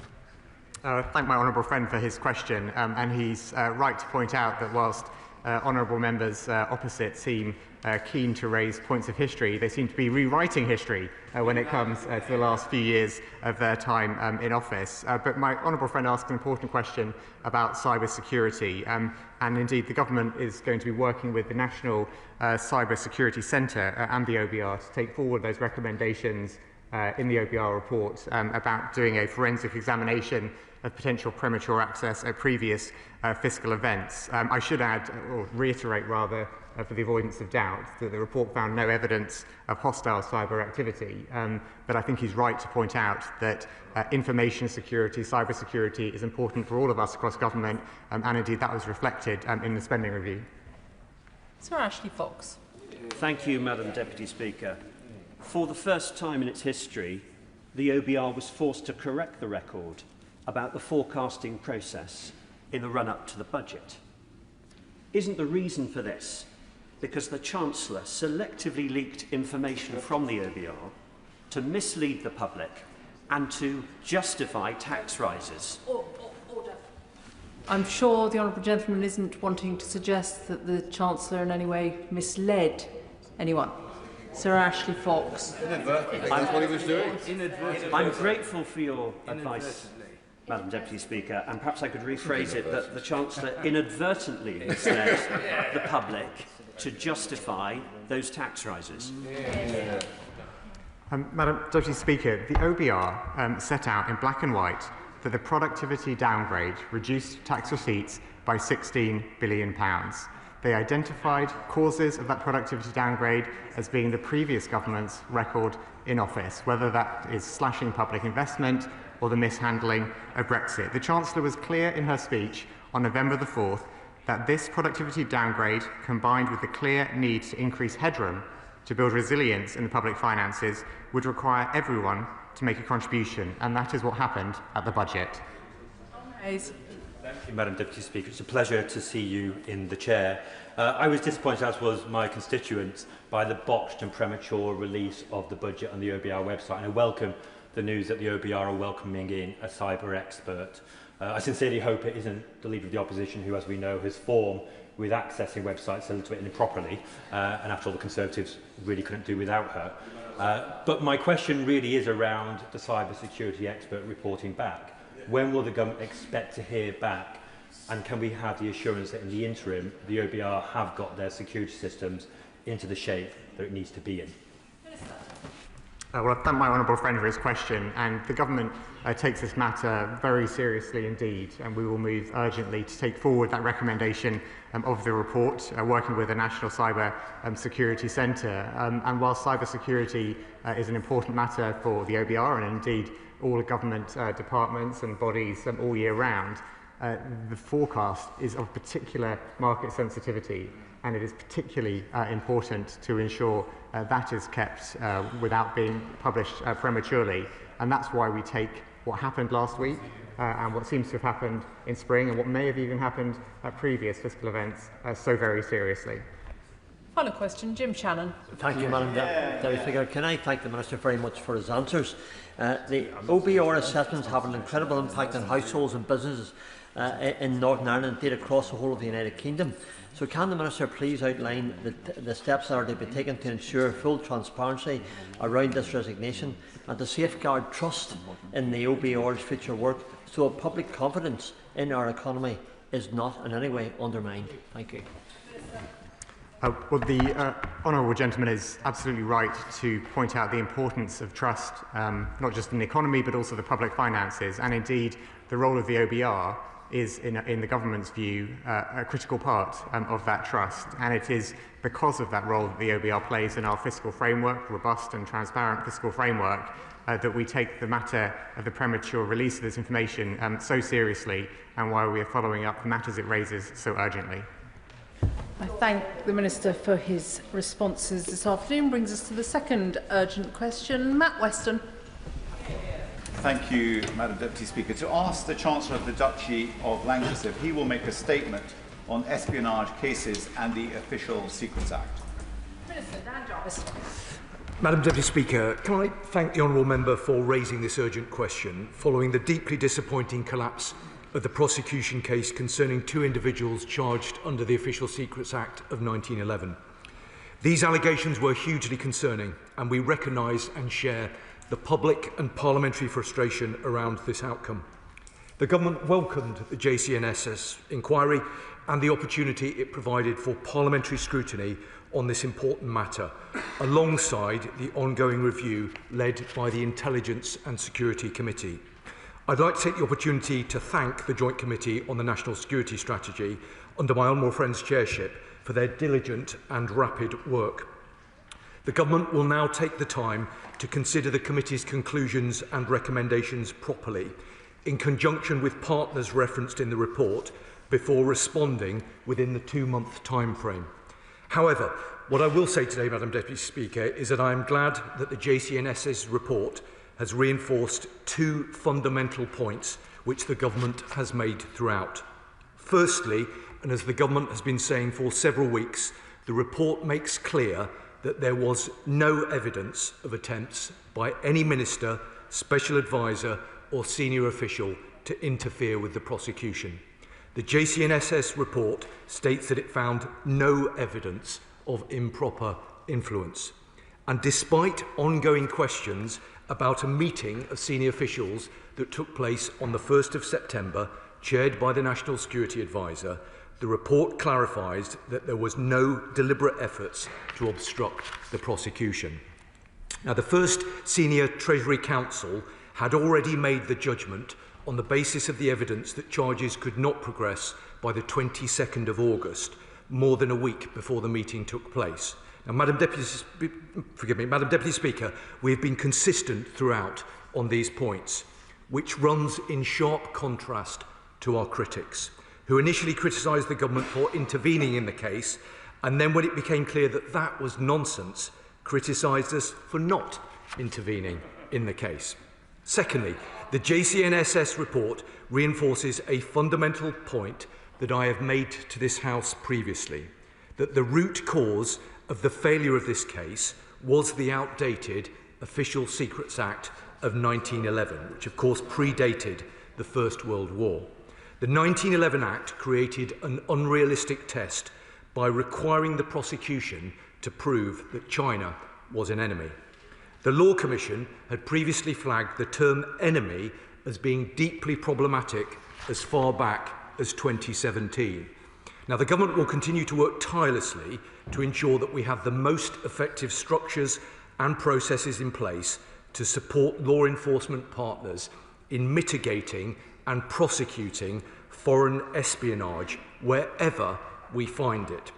More importantly, the ongoing disinformation around the collapse of this case has been distracting from the most important issue that we should be focused on: how the government can work across this House to ensure that Chinese espionage will never be successful in the United Kingdom. As the Prime Minister stated in his speech at the Lady Mayor's banquet on Monday, protecting national security is our first duty. This government will never waver from our efforts to keep the British people safe. That is why, on the 18th of November, I set out a significant number of measures that this government is taking to counter the threat that China and other state actors pose to UK democracy and society. And in line with the JCNSS report, the government will continue to strengthen our processes and preparedness for future threats, ensuring we leverage our new security legislation effectively. Order. Order. Order. The Minister will know that he should have restricted himself to 3 minutes for his response. That appears to have been 4 1/4. Matt Weston. I thank the Minister for his comments. Madam Deputy Speaker, I'd like to thank the Speaker for granting this urgent question, demonstrating the importance of parliamentary's security, safety and sovereignty. The case of alleged spying on behalf of China caused widespread concern amongst the public and the members of both houses. My committee, which is comprised of senior members of both houses, examined the timeline, actions and decisions from the government and the Crown Prosecution Service. Whilst this was a highly unusual inquiry for a committee to conduct, it was essential that Parliament examine the processes which led to the collapse of the case. Our inquiry found nothing to suggest a coordinated high-level effort to collapse the prosecution, nor of deliberate efforts to obstruct or circumvent constitutional safeguards. However, we did find a process beset by confusion and misaligned expectations, which at points can best be described as shambolic. There were systemic failures and deficiencies in communications, coordination and decision-making between the Crown Prosecution Service and the government. Indeed, the episode reflects poorly on the otherwise commendable efforts across the public servants to keep our country safe. Given the conclusions I have just set out, will the Minister give reassurances that the government will work with the CPS closely to ensure communications and processes are tightened up, particularly when dealing with cases of national security? Does the Minister acknowledge that the new National Security Act, whilst comprehensive, may not entirely cover low-level espionage activity, especially given the structural parallels with the previous legislation? And does the Minister finally agree that greater support should be given to the Deputy National Security Advisers and civil servants acting as witnesses in cases such as these to ensure top-level grip on cases with significant public exposure? Thank you, Madam Deputy Speaker. As Mr Speaker's rightly acknowledged, these issues require a great deal of scrutiny from Parliament, and the Government is absolutely grateful for the opportunity to engage and work closely with Parliament on these matters, not least because they do deserve and merit careful consideration, alongside decisive action by ministers and, of course, decisive action by senior officials as well. Now, the Joint Committee on National Security Strategy, led by the Honourable Member for Warwick and Leamington, plays a vital role in providing that appropriate scrutiny. And I say that not just as a Government Minister, but as a former member of his committee. I would also extend the same principle to the ISC for the important work that they do. And I do want to take this opportunity again to thank the Chair and the whole of the committee for undertaking this work and publishing a comprehensive report as quickly as they have done. Now, the Honourable Member, the Chair, highlights some important aspects of the report's conclusions and the recommendations and the findings of the work that they have undertaken. And as I have said, the Government approaches this issue and will consider the committee's report with the utmost seriousness. Now, I can give him the assurances that he seeks in terms of the Government now very carefully considering the findings of the report. And of course, I give him and the House an absolute assurance that we will respond within the agreed timeframe.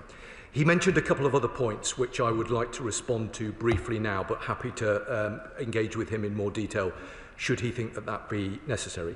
He mentioned the role of the CPS.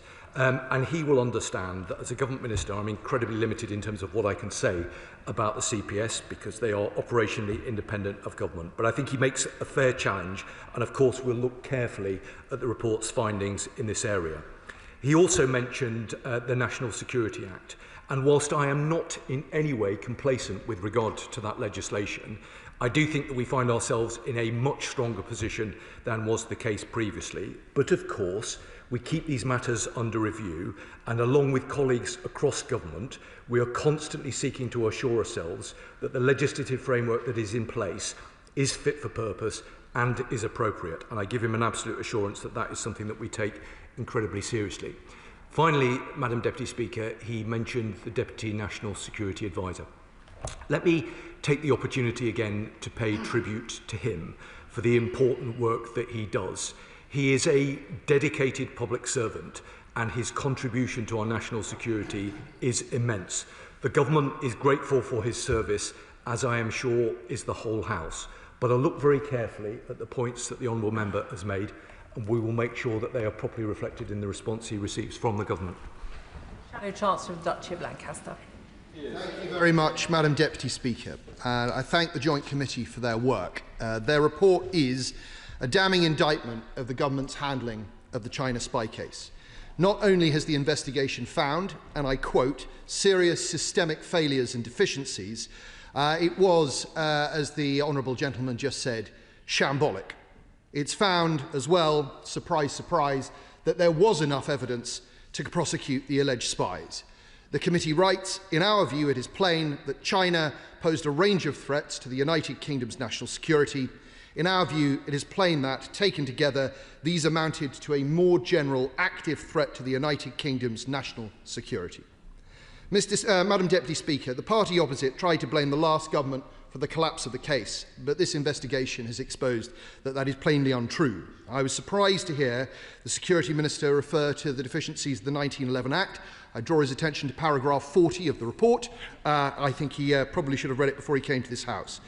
It was this government's incompetence which ultimately led to these two men not standing trial. And most worryingly, this report reminds us that there may be many more such cases. Indeed, why wouldn't there be if foreign spies believe they can act against this House with impunity and effective immunity? It is obvious that this government's not prepared to stand firm. Over the past few days, we've heard from the press, not from reports of this House, that the Prime Minister is about to sign off the mega Chinese embassy in London, despite major security concerns, and that he's preparing to travel to Beijing. Will he, I wonder, have the backbone to stand up for our interests whilst he is there? I will ask the Security Minister three very simple and straightforward questions. First, did the government provide the Joint Committee with the minutes of the 1st of September meeting chaired by the National Security Advisor? The minutes. If not, why not? Second, a number of ministers during the many debates we've had in this House appear to have made inaccurate and misleading statements on at least 6 occasions. Will the Minister ensure that corrections are made to Hansard so that the record is straight? And third, given that the Joint Committee has concluded from the evidence it was given that China is a general threat to the United Kingdom's national security, does the government agree? And if it does, how can it justify supporting the mega embassy? Before I call the Minister, can I make the point to both front benches now that in urgent questions, the Minister has 3 minutes to respond. The opposition front bench should have taken 2 minutes. As an advisory note to the Liberal Democrats, it's 1 minute. And can I commend the Honourable Member for Warwick and Leamington Spa for managing to stay well within his 2 minutes. Minister. Thank you, Madam Deputy Speaker. Madam Deputy Speaker, a few moments ago, I spoke of the careful consideration and appropriate scrutiny with which this matter deserves. And whilst many members of both houses and members of all parties on the Honourable Gentleman's Committee have adopted such an approach, I have to say that I am disappointed that the Honourable Member opposite continues to choose a different approach. He didn't seem to want to mention that much of the report refers to the time of his party in government. Now, some might have hoped that he would use his contribution today to show a bit of humility, both to the House and to those within our national security community, not least for some of the lowbrow political point scoring and baseless accusations we've heard over the past few weeks. Now, Madam Deputy Speaker, in the aftermath of the trial's collapse, some members opposite accused ministers, special advisers and civil servants of improper interference. This report makes clear that that was baseless and untrue. There were some who suggested that some of our most experienced and most dedicated national security experts set out to deliberately withhold information from prosecutors in order to placate the Chinese government. This report makes clear that that was baseless and untrue. There were some who suggested that their failure to update critical national security legislation was immaterial to the case that was being brought to trial. And this report makes clear that the root cause of the collapse was the years of dither and delay which left outdated, ineffective legislation on the statute book long after we knew that it did not protect our country from the modern threats that we face. Now, Madam Deputy Speaker, some members, not all members, some members opposite were all over the place on that legislation and were all over the place with regard to China, and some of them, Madam Deputy Speaker, sadly still are. Now, as the Prime Minister set out this week, we had the golden age of relations under David Cameron and George Osborne, which then flipped to an ice age that some still advocate. But no matter how much members opposite may wish it to be so, not engaging with China is no option at all. We have been clear that we will cooperate where we can, but always challenge where we must. Now, Madam Deputy Speaker, when we say that national security is the first priority of this government, we mean it. And since the trial's collapse, I've announced a comprehensive package which will help us tackle economic, academic, cyber and espionage threats which China presents. The report that the Honourable Member has referred to provides further useful thought on how we can best safeguard our national security, and the government genuinely welcomes that constructive feedback. And I look forward to engaging with the committee and with responsible members on all sides of the House as we continue how best to continue protecting our democracy and our nation. Now, the Honourable Member opposite did ask me about the minutes of, he's still asking me about the 1st of January meeting, and I'm going to give the Honourable Member the answer. The minutes were provided by the government to the ISC. So there's his answer. He also, on several occasions, referenced the application for the Chinese embassy. Let me say to him, for the sake of absolute crystal clarity, what the position is with regard to the embassy, and I think that that will be helpful to other members as well. As members will know, an independent planning decision will be made by the Secretary of State for Housing, Communities and Local Government by the 20th of January. Now, national security is the first duty of government, and it has been our core priority throughout this process.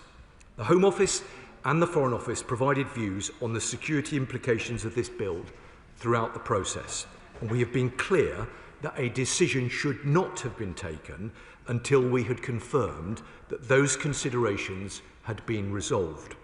The recent letter sent to MHCLG now confirms that all national security issues raised have been addressed.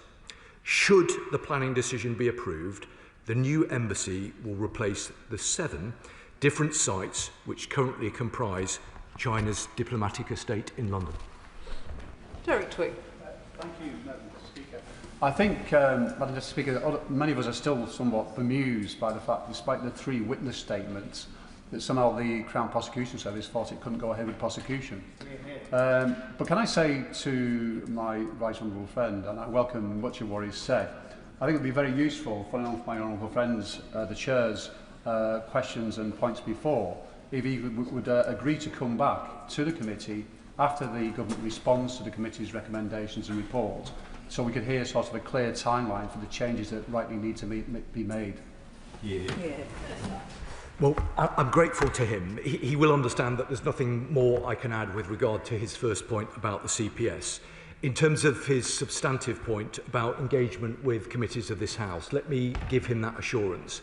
I genuinely welcome the constructive scrutiny, both of the committee that he sits on and of the Honourable Members Committee as well. I think that they provide a huge amount of value, and I give him an absolute assurance of our continued desire to cooperate closely with them. Liberal Democrat spokesperson Lisa Smart. Thank you very much indeed, Madam Deputy Speaker. The seriousness of the threat Beijing poses to our national security cannot be overstated. Any attempt from China to interfere in our democracy must be rooted out, and the government really should urgently implement the recommendations of the committee's report. The work that the National Security Advisor and his deputy are doing is vital to keeping our country safe, but the report is damning, and it describes aspects of the situation as shambolic. The Minister has previously mentioned his plans for new powers to counter foreign interference, and I'd be grateful if he could provide a timeline for their introduction. While I'm on my feet, Madam Deputy Speaker, I once again urge the Minister to place China on the enhanced tier of furs. And if he won't do that today, I wonder if he might give us a date in the diary, say, a week before the Prime Minister's visit to Beijing, which may well coincide with the date of an announcement on a planning permission for the mega embassy decision, and give the clarity to the House that it deserves. Well, Madam Deputy Speaker, I'm very grateful to her for her serious attention to these matters. I hope that she would acknowledge that it's only a couple of weeks ago that I brought forward to this House a very significant package of measures designed specifically to counter the threats that we've been debating over a number of months now. And I hope that she would acknowledge that that was a very significant package of measures. But of course, we keep these matters under very close review. I'm certain that the government will want to bring forward further measures in due course. She raised the point about furs. As I've said to the House previously, there were members opposite who didn't think that we would introduce furs on time. We did introduce furs on time. I think it is a valuable tool and adds significant value to our capabilities with regard to our national security. But at the same time, we have to very carefully deliberate the addition of more countries onto the enhanced tier. We keep that under very close review, and I'd be very happy to discuss that matter with her further. Andy Slaughter. Very much, Madam Deputy Speaker. The committee, of which I'm a member, approached this in a non-partisan way, and I agree with the Minister that it's a pity the opposition has not taken the same approach, particularly as it started on their watch. The strong impression I formed from the inquiry was that everyone thought they were doing the right thing, but in reality they were tiptoeing around the issues and staying in their own silos. Whether the Minister agrees with that analysis or not, what organisational lessons has he learnt that will prevent any repetition of this, in his own words, deeply disappointing outcome? Well, I'm grateful to him for his contribution today and his work on the committee, and I completely agree the premise of his point that the committee considered these matters in a non-partisan way. And I think that is precisely the right approach. That is the approach that I will always seek to undertake. And I know that the majority of members of this House will proceed in the same way. Now, he raised an entirely fair and reasonable challenge about the organisational lessons that have been learnt as a consequence of this process. I think all ministers in this government and in the previous government should approach these kind of reports with a degree of humility. Undoubtedly, there are lessons that will need to be both identified, learned and implemented as a consequence of recent events. As I know he would expect, as would the House, I think the government needs to do that in a measured and considered way, and that is why I give him and his committee an absolute assurance that we will look at the detail of his report very closely indeed, and we will respond within the time frame that they have set us. Julian Lewis.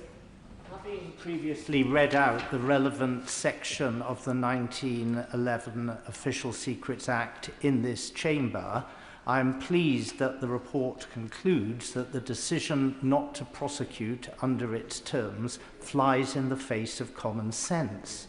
What also flies in the case of common sense is the government's previous position that China poses a range of serious threats but does not constitute a threat itself. Is that still the government's position? Well, the Right Honourable Gentleman knows that I always listen assiduously to what he has to say, given the experience that he brings to this House. He will, I am certain, have looked very carefully at what the Prime Minister said in his Mansion House speech on Monday evening. But on the off chance that he hasn't yet had the opportunity to do that, let me tell him and the House the essence of what the Prime Minister said with regard to China, because he very clearly set out the government's approach.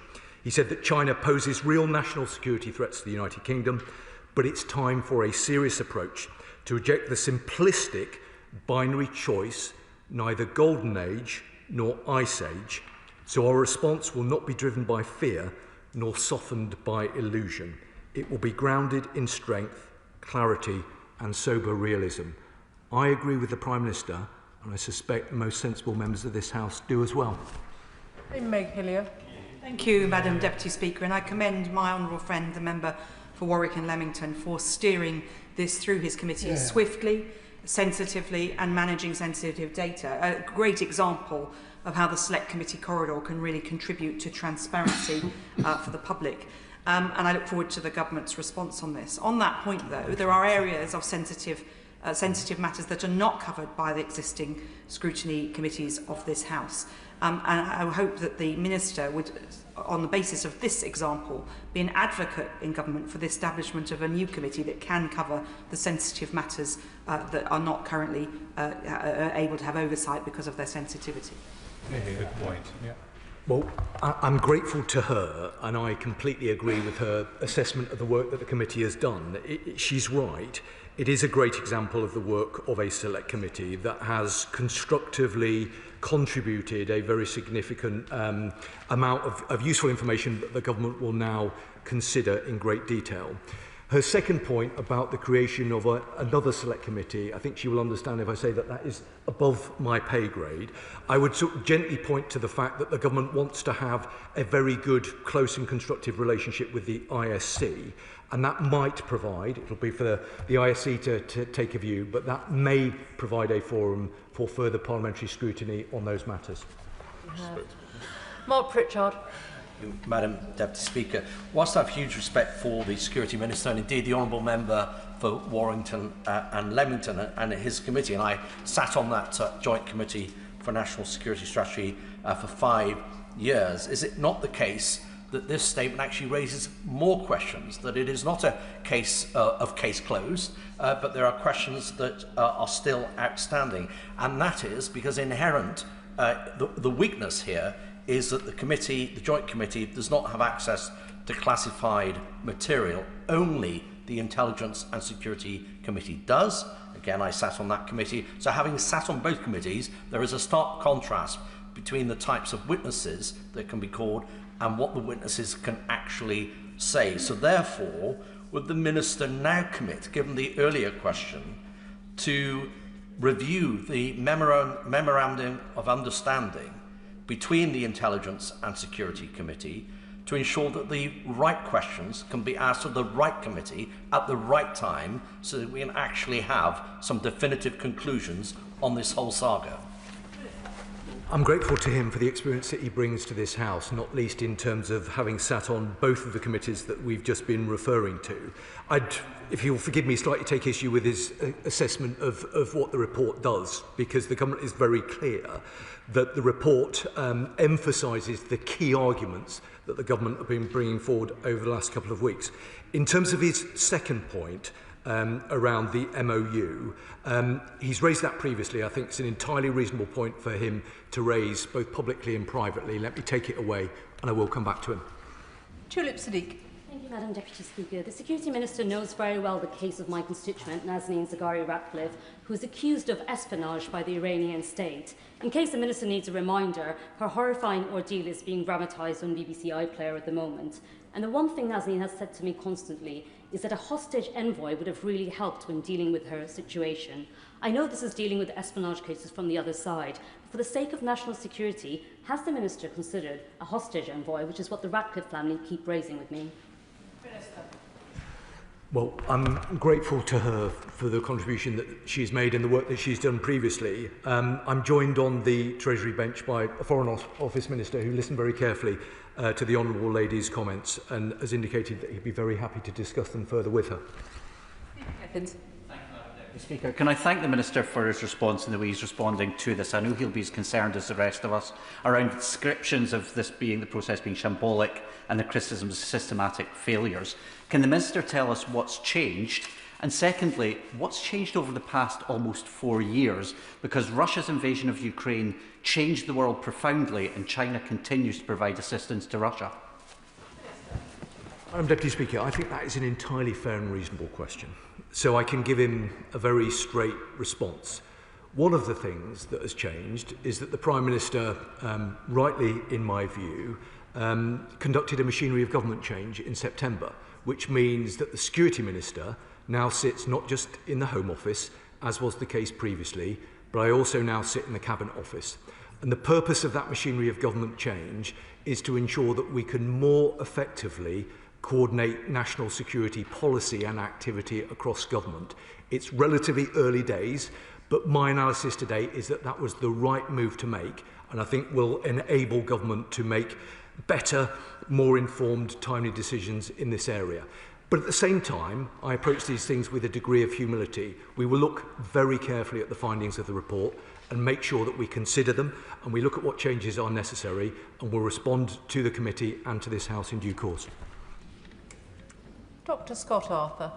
Thank you, Madam Deputy Speaker, and I do thank the Minister for his response today. I think throughout this affair he's remained calm and consistent in how he's answered what, let's be honest, have been smears at times from the benches opposite.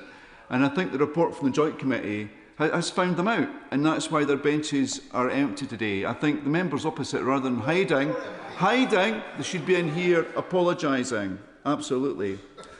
But does the Minister welcome that the report makes clear that the root cause of the case collapsing was a dithering and delay from the previous government? And does he agree with the Prime Minister when he says that this is nothing short of a dereliction of duty when it comes to our national security? Thank you.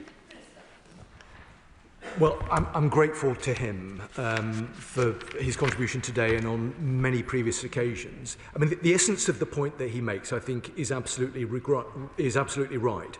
I do regret the tone of some of these debates in recent weeks. I think some of it has been entirely unnecessary when what we should have been doing is coming together as a House to look at what we can do together to ensure that the activity that we had allegedly seen here isn't able to happen again. That has always been my approach throughout, and it will continue to be my approach as we move forward. The points he made about the recommendations within the report are absolutely right, and I think it vindicates the basic argument that the government has sought to bring forward. But I say that with humility because we will want to look carefully at the detail of all of the findings and all of the recommendations. We will do that over the next number of weeks and we will take on board lessons where they need to be learnt. James Wild. Thank you very much, Madam Deputy Speaker. The report says that the National Security Advisor, Jonathan Powell, apparently had very limited engagement about the case. In contrast, one of his predecessors, Sir Stephen Lovegrove, who I worked with in the Ministry of Defence, said he would have expected to be involved intimately in the provision of government evidence. Why was Jonathan Powell, and Lord Hermer for that matter, who's described as being not proactive in the report, so passive on a matter of national security and alleged spying on members of this House? I honestly don't believe that that is a fair and reasonable characterisation of the role played by the National Security Advisor. The National Security Advisor is an extremely experienced and dedicated public servant who is dedicating his life to keeping our country safe. The Honourable Member, because he's a very well-informed and assured member of this House, will understand that there were specific restrictions placed on the Deputy National Security Advisor about what he could do and what he could say.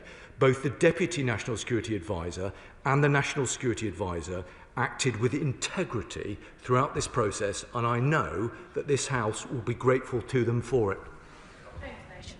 Thank you very much, Madam Deputy Speaker. In light of the important issues being discussed today on the concerning activities of China in the UK, can I ask the Minister what additional steps he is taking or planning to take to protect Hong Kongers, Tibetans and Uyghurs from any form of transnational repression?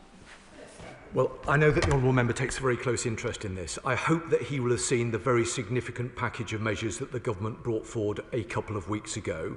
We take issues relating to transnational repression incredibly seriously. We welcome the report from another select committee of this House, which we've responded to. And through the Defending Democracy Task Force, we've conducted a review of transnational repression in our country. So I hope he sees that we take these matters very seriously. The notion that any state, whether it be China or anyone else, would seek to harm or to persecute anybody resident in the United Kingdom is totally unacceptable, and the Government has been consistent in making that point. Richard Tice. Thank you, Madam Deputy Speaker. This report by the Joint Committee on National Security is not only damning, it refers to systemic failures, shambolic communications being inadequate. But I'm struck by paragraphs 41 to 45, which calls into judgment calls into question the judgment of the Director of Public Prosecutions. The former independent reviewer of terrorism legislation, Lord Carlisle, described the decision not to proceed as inexplicable. And I think the committee itself, in paragraph 45, is gentle in saying that it's surprised by the decision not to proceed. So the question has to be asked, does the Government still have confidence in the Director of Public Prosecutions? Well, he will understand that as a Government Minister, it wouldn't be appropriate for me to make commentary about the performance of the Director of Public Prosecutions. The CPS, the DPP, are operationally independent of Government. But he will have heard me say that we approach these matters with a degree of humility, and that is the right approach. I would just gently say to the Honourable Member that he might also want to approach these matters with a degree of humility, given recent events in his own party. Cooper. Thank you, Madam Deputy Speaker. The Minister and I have clashed over Sun Tzu in the past, and the risk of riling him up again. Sun Tzu said that sometimes a strategic advantage is to be had by feigning weakness. Is it not the case that every day we fail to add China to the enhanced tier of the Foreign Influence Registration Scheme? It's not us feigning weakness, it is weakness. Yep. Very good. Well, Madam Deputy Speaker, as Christmas approaches, I hope that perhaps there might be an opportunity for a cup of coffee with the Honourable Gentleman, and we can compare our various quotes. And I give him an assurance that I never had any concern about him seeking to quote Sun Tzu. I think my concern was that I think it's possible to find a quote from him that basically matches any particular argument that you want to progress.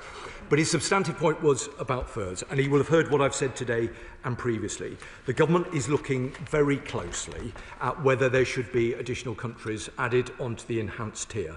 But when a decision is made with regard to that, we will bring that forward in the usual way. Jim Shannon. Thank you, Madam Deputy Speaker.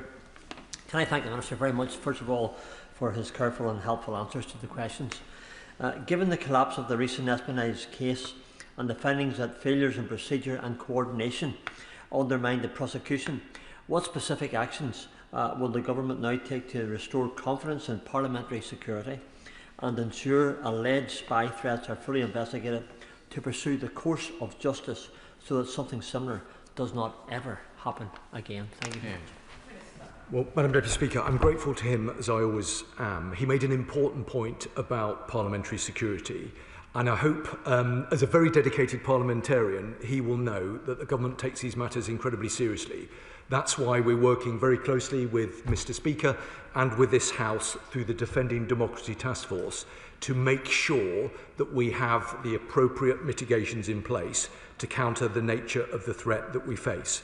I think it's also, because I hold the Honourable Gentleman in very high regard, just referring to what the Prime Minister said on Monday, because the Prime Minister made, I think, an important point that is highly relevant to the question that he has raised, which is to say that protecting our security, and I know that he will agree with this, is non-negotiable. It is our first duty, but by taking tough steps to keep us secure, we enable ourselves to cooperate in other areas. I hope that he agrees with that. Final question, Jim Allister. Today again, the Minister has said that the reason this case collapsed was the inadequacy of the 1911 Act, which raises the obvious question. How come these two gentlemen were ever charged in the first place? Because the evidential test at the moment they were charged is exactly the same as the evidential test when the case was dropped. So how did they come to be charged under this Act if it was inadequate? Isn't it quite clear the Act was more than adequate to charge them and more than adequate to convict them? Well, I'm not sure that anybody really thinks that the 1911 Act was appropriate. And as he will know, because it's a statement of obvious truth, the decision to proceed was taken not under this government, but under the previous one. All I'm able to do to this House is to account for the decisions taken and the actions taken by this government. And what this government will always do is ensure that we protect our national security. It is our first duty, and nothing matters more. Can I thank the Security Minister for his answers this afternoon? I will allow a few moments for the front benches to swap over.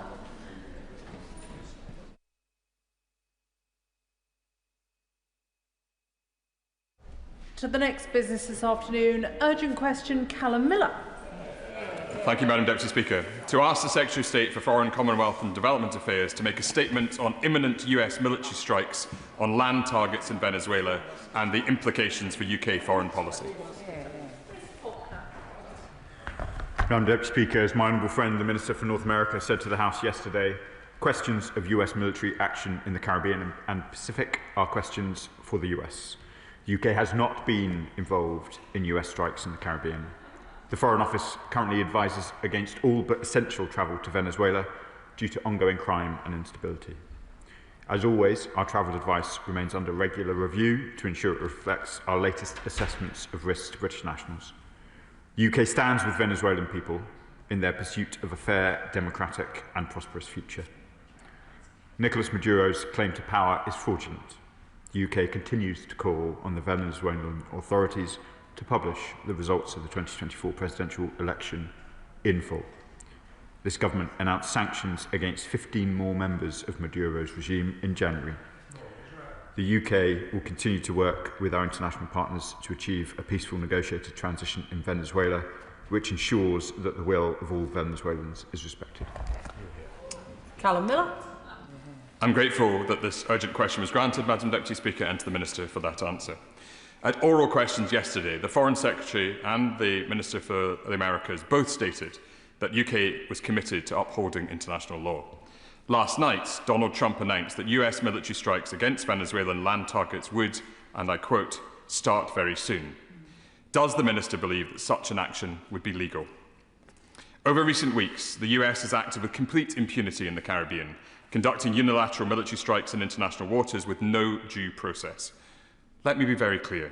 President Maduro is a threat to democracy and civil liberty. He is an ally only to dictators like Vladimir Putin and President Xi. Yet the UK's response to the culture of impunity in the Oval Office must be robust and consistent. We must always hold those who breach international law accountable, and by failing to, we risk normalising abuses which are eroding the international liberal order, all to the benefit of strong men like Maduro who reject entirely the rule of law. So I have several questions for the Minister. Have US strikes in the Caribbean already violated international law? What steps is the government taking, including on and halting intelligence sharing, to ensure the UK cannot be complicit in other US violations? Has the UK been complicit in illegal actions already taken by the US, including the alleged double-tap operations authorised by War Secretary Hegseth? And does the Minister believe that War Secretary Hegseth has authorised the commitment of war crimes? Finally, can the Minister confirm what further steps the government is taking to sanction Maduro and his associates and to work with international allies to strengthen our collective diplomatic and economic pressure on his regime? Madam Deputy Speaker, as this House will understand, we must be very careful on making assessments. We, of course, continue to stand by international law. I'm not in a position to provide a detailed assessment of the strikes conducted by the US, which are clearly a matter for them, as the Foreign Secretary and indeed the Minister for North America said during orals yesterday. The Liberal Democrat spokesperson asks whether we were involved in the strikes. I confirm again, as we confirmed yesterday, that we were not. He will understand that I won't comment on intelligence matters from the dispatch box, and he asks about our policy towards Venezuela. It remains, as I set out, we do not accept the legitimacy of the current administration put in place by Nicolas Maduro, but we do maintain limited engagement with Venezuelan officials when necessary. Speaker, this is an enormous US military build-up under Trump, one of the largest in decades. Retired US generals, along with US politicians, including Republicans, are warning that Trump's strikes off the coast of Venezuela are already violating international law. Yesterday, the government told me that no British troops are aboard the US warships near oil-rich Venezuela, despite reports to the contrary. But what is the government doing to try to stop Trump from taking this dangerous escalatory path, which he now says could include land strikes? As the Minister for North America was clear to my honourable friend yesterday, the UK is not involved in these operations. There have been, as my honourable friend mentions, there's been much reporting and speculation in the US media and indeed in the US Congress, and I think it's appropriate for me to comment on the deliberations of their House on these questions. Shadow Minister Wendy Morton. Thank you, Madam Deputy Speaker. I'm grateful to the Honourable Member for Bicester and Woodstock for securing this urgent question. Venezuela may be 1,000 miles away, but instability there has a direct impact on the safety and prosperity of the British people here. The restoration of democratic institutions is essential if Venezuela is to escape the political, economic and humanitarian crises imposed on its people by Nicolas Maduro's authoritarian regime. The Maduro regime is propped up by the same axes of authoritarian states that undermine the rules-based international order and foster instability around the world. We know the shocking level of smuggling that comes out of Venezuela, and at a moment when our allies appear to be taking quite decisive action, the world is watching how Britain responds. So I'd like to ask the Minister, what discussions are taking place with President Trump's administration about the objectives and scope of any imminent US military action, and what would be the implications for the wider UK-US defence partnership, particularly our joint counter-narcotics operations? The House will also expect clarity on how the government intends to hold the Maduro regime to account, what further diplomatic pressure, targeted sanctions and coordinated international action is the UK pursuing to support Venezuelans fighting for a peaceful democratic transition. Can the Minister also update the House on the government's position regarding Venezuela's provocation and aggression towards Guyana, the risks of escalation and the steps being taken with CARICOM partners? And finally, given the scale of organised crime linked to the regime, what additional measures are being deployed to disrupt drug flows, money laundering and criminal networks that threaten communities here in the UK? Are Interpol and our intelligence partnerships being fully leveraged? Britain cannot afford to be a bystander. The government must demonstrate clarity, conviction and leadership at this crucial moment. Thank you. I thank the Honourable Lady for the important questions. The US is, of course, the UK's principal defence and security partner. We have extensive discussions with them on a wide range of shared security objectives, including, of course, counter-narcotics. We're committed to fighting the scourge of drugs and organised crime, including with our partners in Latin America and the Caribbean. And we are, of course, continuing to work with our international partners to achieve a peaceful, negotiated transition in Venezuela, which ensures that the will of all Venezuelans is respected. Dr. Scott Arthur. Thank you, Madam Deputy Speaker. One of my guilty secrets is I like to listen to CNN in the evening. So I do know that people in the States are divided on this issue. Some may call it fake news, of course, yeah. But I'd be interested to know if, the Minister started by talking about sanctions. Have we assessed the impact of these sanctions on Venezuela? And what efforts are we making with civil society there to protect human rights? And I really respect the fact that we're not engaging with the way in which the United States is trying to deal with the drug trade there. But are we able to show leadership in the region by trying to restrict the drug trade in a way that definitely fits with international law? And when did he last speak to his counterpart in the States in an effort to reach a peaceful solution on this issue? Thank you, Madam Deputy Speaker. On my honourable friend's last question, I understand that the Foreign Secretary has been in discussions with her US counterparts in recent days on these questions. He asks an important question about civil society. We strongly condemn the ongoing repression against civil society and members of the opposition in Venezuela, and we continue to call for the unconditional release of those arbitrarily detained, including members of civil society and independent media, such as through the UK published statement to the Human Rights Council in its most recent session. Sir Julian Lewis. President Trump would no doubt argue that there's a parallel between this situation and George Bush Sr.'s invasion of Panama in late 1989. But does the Minister agree with me that it will be interesting to see what sort of outcry there is if something like this goes ahead from either Russia or China? And if there isn't, would that not suggest that there's some sort of understanding between these three major powers that they each leave each other to get on with, shall we say, unilateral actions within what they regard as their own spheres of influence? The honourable gentleman is learned and offers the opportunity both to make historical comparisons and comment on the conduct of other powers. I'll avoid the temptation on both. Clearly, the British position is international law is vital, counter-narcotics action is important, and we support both. James McCleary.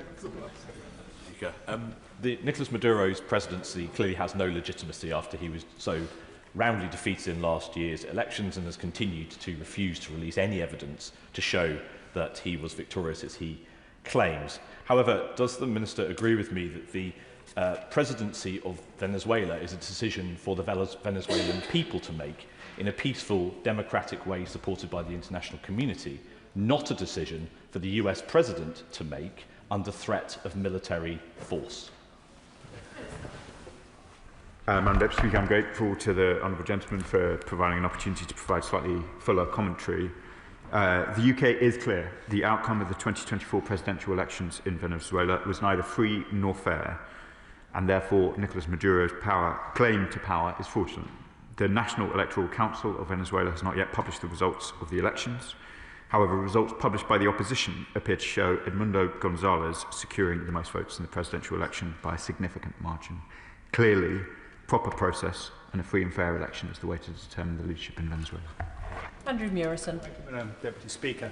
On data sharing with our allies, does the Minister agree that both SIGINT and HUMINT isn't pick and mix when it comes to the Five Eyes community?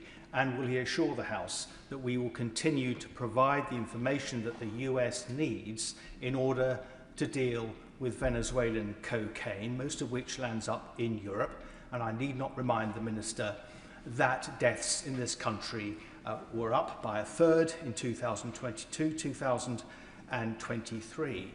And will he ensure that we do not apply an overly loyally approach in our dealings with an ally that is doing its best to tackle the scourge of drugs in the US and in the rest of Europe, in particular on the streets of Britain? Minister. I thank the honourable gentleman, my predecessor, for the question. We stand by the principles of international law. I won't provide a detailed commentary, obviously, on intelligence matters, but I will say that the Five Eyes remains a vital, vibrant and free-flowing intelligence sharing arrangement which allows us to tackle a range of threats, including the illegal drug trade, which is having such an impact, obviously, in America, but here too in the UK, and I see it in my own constituency, as I know many others will across the House. Stephen Giffins. Thank you, Madam Deputy Speaker. Nicolas Maduro is no respecter of the international rules-based system, but we must be. We don't want to see chaos in Latin America, but we're seeing the biggest military build-up in the Caribbean since the Cuban Missile Crisis, the biggest US military build-up since the war in Iraq. What lessons would the Minister draw from previous regime change that the UK government had been involved, and what advice would he give to his US counterparts? Again, Madam Deputy Speaker, tempting to indulge in some historical analysis, but mostly the advice that we give to our friends and allies, we would do so privately. Clearly, it is important that the rights of Venezuelans to free and fair elections are respected in the way that I outlined in the previous answer to the Liberal Democrats. Mark Pritchard. Thank you, Madam Deputy Speaker. There's a bit of a history lesson today, so let me continue if I may. Of course, President Reagan had his famous wobble over the Falkland Islands, and I think eventually came to the right decision supporting the UK at that time. But of course, how we liaise with the United States as their closest ally, certainly in our eyes, we're their closest ally. Whether it's the other way around, let's wait and see. But it could be Venezuela today, it could be Cuba tomorrow, it could be Haiti, and so on and so forth. So I think we need to be candid with the United States. We need to uphold international law, and we need to encourage our cousins across the water to show restraint while recognising the need for them to counter the very, very bad drugs trade that's going into the United States and affecting crime in the streets in many, many cities there. But of course, the three impacts potentially out of this is one, the growing malign influence already in the region of both China and Russia, and how this might impact the proximity to Commonwealth countries such as Trinidad and Tobago or Guyana. So there are unintended consequences of something that the United States might feel is completely legitimate. And of course, finally, is the issue of, does it legitimise Putin's actions in Ukraine? Madam Secretary, I'm grateful for the experience the honourable member brings to these questions. I want to be absolutely clear about the preeminent role of international law and how important that is to this government, and that the actions that we take, and those are of course points that we make to our allies as well. Edward Morello. Speaker, I would just say to the honourable member for New Forest East, I suspect he grants the President Trump far too much credit in understanding the Monroe Doctrine, but that's an aside. To the Minister, what legal advice has the government received or obtained in regard to the legality or possible legal implications of support for the US, albeit through intelligence sharing for any potential strikes on Venezuela? Madam Deputy Speaker, as the House will know, ministers receive legal advice on a range of matters relating to foreign policy, and that advice is subject to legal professional privilege. Jeremy Corbyn. Thank you, Madam Deputy Speaker, and I compliment the member for Bicester and Woodstock on getting this urgent question today. Could the Minister be very clear? What the US is doing is illegal in bombing vessels at sea, in both international waters and potentially in territorial waters.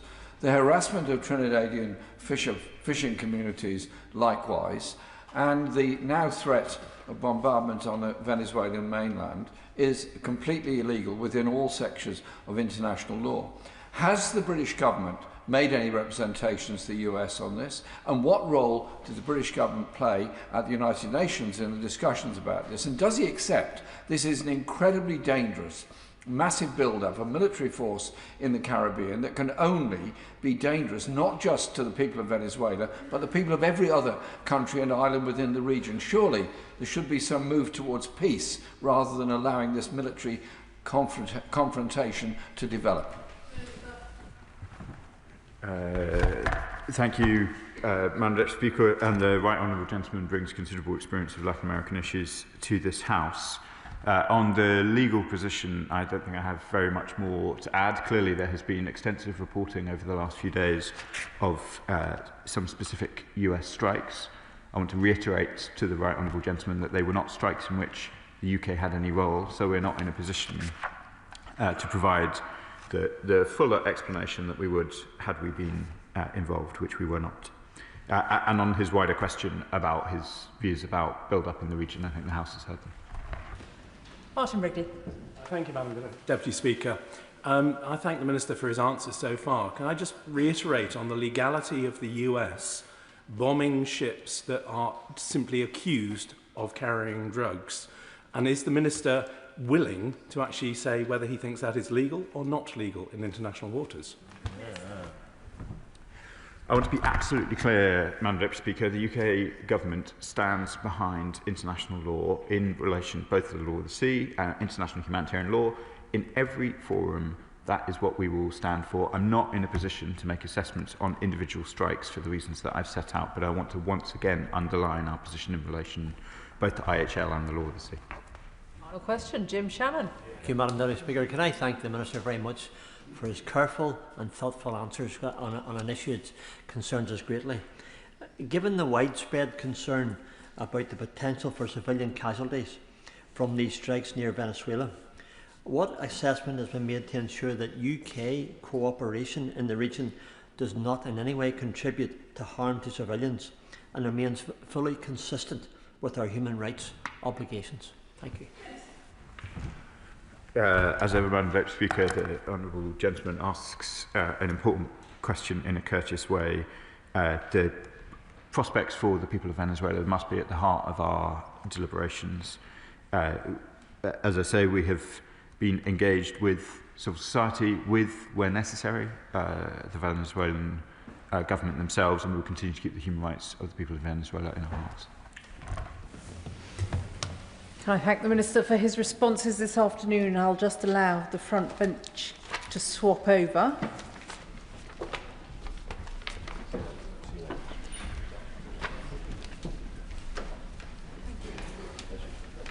Ten-minute rule motion, Yasmin Qureshi.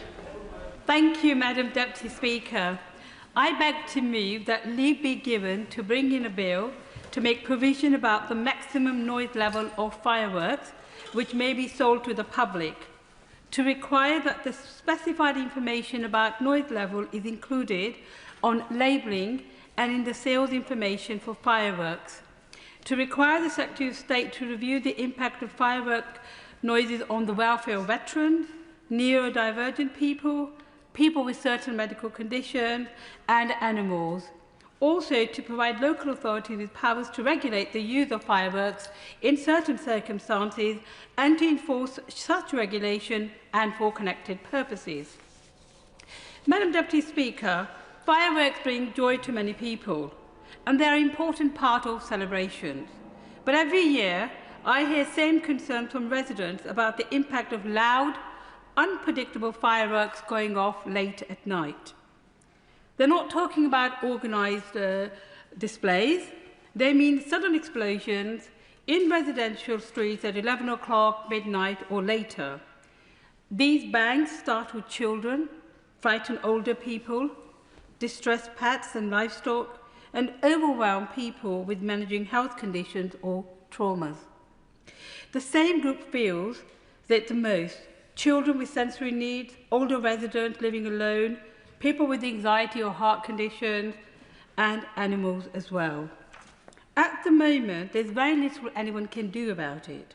Council received the complaints, but have no power to act. The police understandably focus on more urgent priorities, and fireworks are often sold without clear information on how loud they are. This bill hopes to close those gaps in a very simple, fair and proportionate way. Madam Deputy Speaker, the public is ahead of us on this. Polling shows that 85% of people want stronger rules on fireworks. Almost half want private backyard displays banned, and a further third want tighter restrictions. This is not a new concern. Over the years, Parliament's petition system has received hundreds of thousands of signatures calling for an action. Talking about family cases, one family told me that their autistic son becomes extremely distressed by unexpected fireworks. He screams, hides, and cannot settle for hours. They want him to enjoy celebrations like any other child, but these unpredictable late-night fireworks make evenings frightening rather than joyful. Another constituent, a lady in her 70s who lives alone, said loud fireworks at night make her feel as if she's in a war zone. She asked, quite reasonably, why can't we do something about the loud ones? Research shows what we and the residents want to, which is the problem is not the organised displays, because people can prepare for those. The problem is the unpredictable fireworks set off in neighbourhoods. The impact on veterans is also well documented. The BBC reported Pete White, an RAF veteran with PTSD. He said sudden loud fireworks triggered panic attacks and took him straight back to the sounds of conflict. He described it as uncontrolled sense of terror. Organised displays with clear timings help him prepare, but unexpected fireworks make life difficult for him. And at one point, his anxiety became so severe, he struggled for weeks. Combat Stress reports 25% increase in calls at this time of the year. They want a review of current rules, clear safety information, and limits on fireworks can be used and sold. Hope for Heroes and Combat Stress also found that 74% of veterans want stricter rules, and 67% want fewer days of sale. The impact on animals is significant as well. Since 2010, there have been over 1,000 recorded incidents involving horses during fireworks season, including tragic fatalities. Many owners receive no notice before displays and can't protect their animals in time. Farm animals are also affected. Stress can cause ewes to abort during lambing and separate the mothers from their young. Wildlife suffers as well, because studies have shown there's a sharp increase in heart rate among birds and disruption to roosting. This distress is real and is avoidable. Fireworks also have a public health impact. Air pollution can rise several times higher than normal when fireworks are widely used, especially on still winter nights. People with asthma, COPD, and other respiratory conditions are particularly affected. Health professionals have raised concerns about the pressures this places on vulnerable groups in our NHS. What the bill proposes to do is 5 things. Firstly, a maximum noise limit. Some fireworks reach 120 decibels. That is far louder than necessary for home use. Research shows that reducing it down to 90 to 97 is achievable and is supported by health and welfare experts. This bill sets a reasonable maximum noise level for fireworks sold to the public. Louder fireworks will still be available for licensed displays where there is a notice and supervision. Most fireworks at the moment provide little information about how loud they are. This bill will require clear labelling so people know what they are buying. It also supports councils and trading standard teams when responding to complaints. The councils say current rules are almost impossible to enforce. Fireworks are transient nuisance and gone by the time anyone arrives. But this bill will give the council the ability to introduce targeted, time-limited rules in areas with repeated problems. It's not a blanket ban. It builds on tools councils already use for noise and antisocial behaviour. It lets the councils respond directly to their communities. At the moment, civil enforcement rules rely on the police. This is unrealistic, ineffective and counterproductive. This bill will give the council the powers to issue civil penalties, similar to how they do with littering, fly tipping and environmental noise.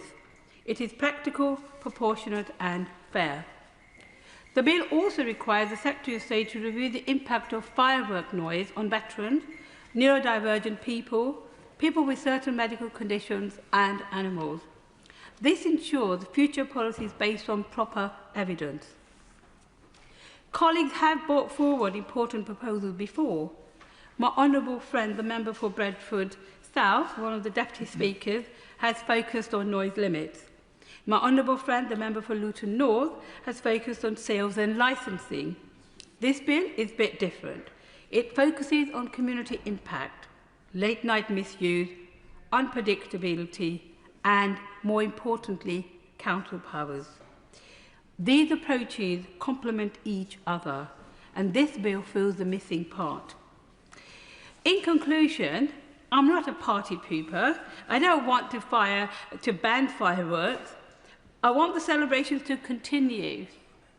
But what we are against is the loudest fireworks used safely and predictably and with respect for neighbours. They want their families, pets and vulnerable neighbours to feel safe in their homes. They want the council to have the ability to act, and they want fireworks sold responsibly and clearly labelled. This bill offers a balanced, practical and a way forward. I commend it to the House. The question is that the honourable member have leave to bring in the bill. As many as are of that opinion say aye. Aye. Of the contrary, no. I think the ayes have it. The ayes have it. Who will prepare and bring in the bill? Jim McMahon, Sarah Champion, Debbie Abrahams, Liz Saville-Roberts, Emma Lovell-Buck, Jamie Stone, Nadia Whitmore, Tan Dessy, Chris Law, Imran Hussain, Alex Sobel and myself, Madam Deputy Speaker. Yasmin Qureshi.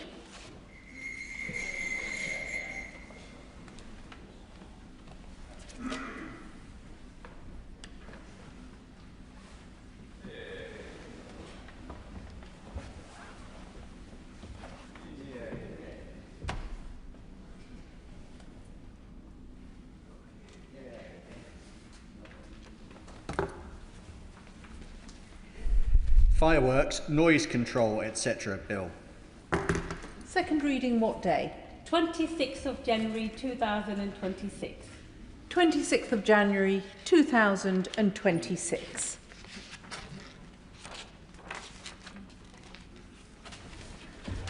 The clerk will now proceed to read the orders of the day. Pension Schemes Bill, as amended in the Public Bill Committee, to be considered. Now, we will begin with new clause 30, with which it will be convenient to consider other new clauses and amendments as listed on the selection paper. I call the Minister to move new clause 30. Move formally.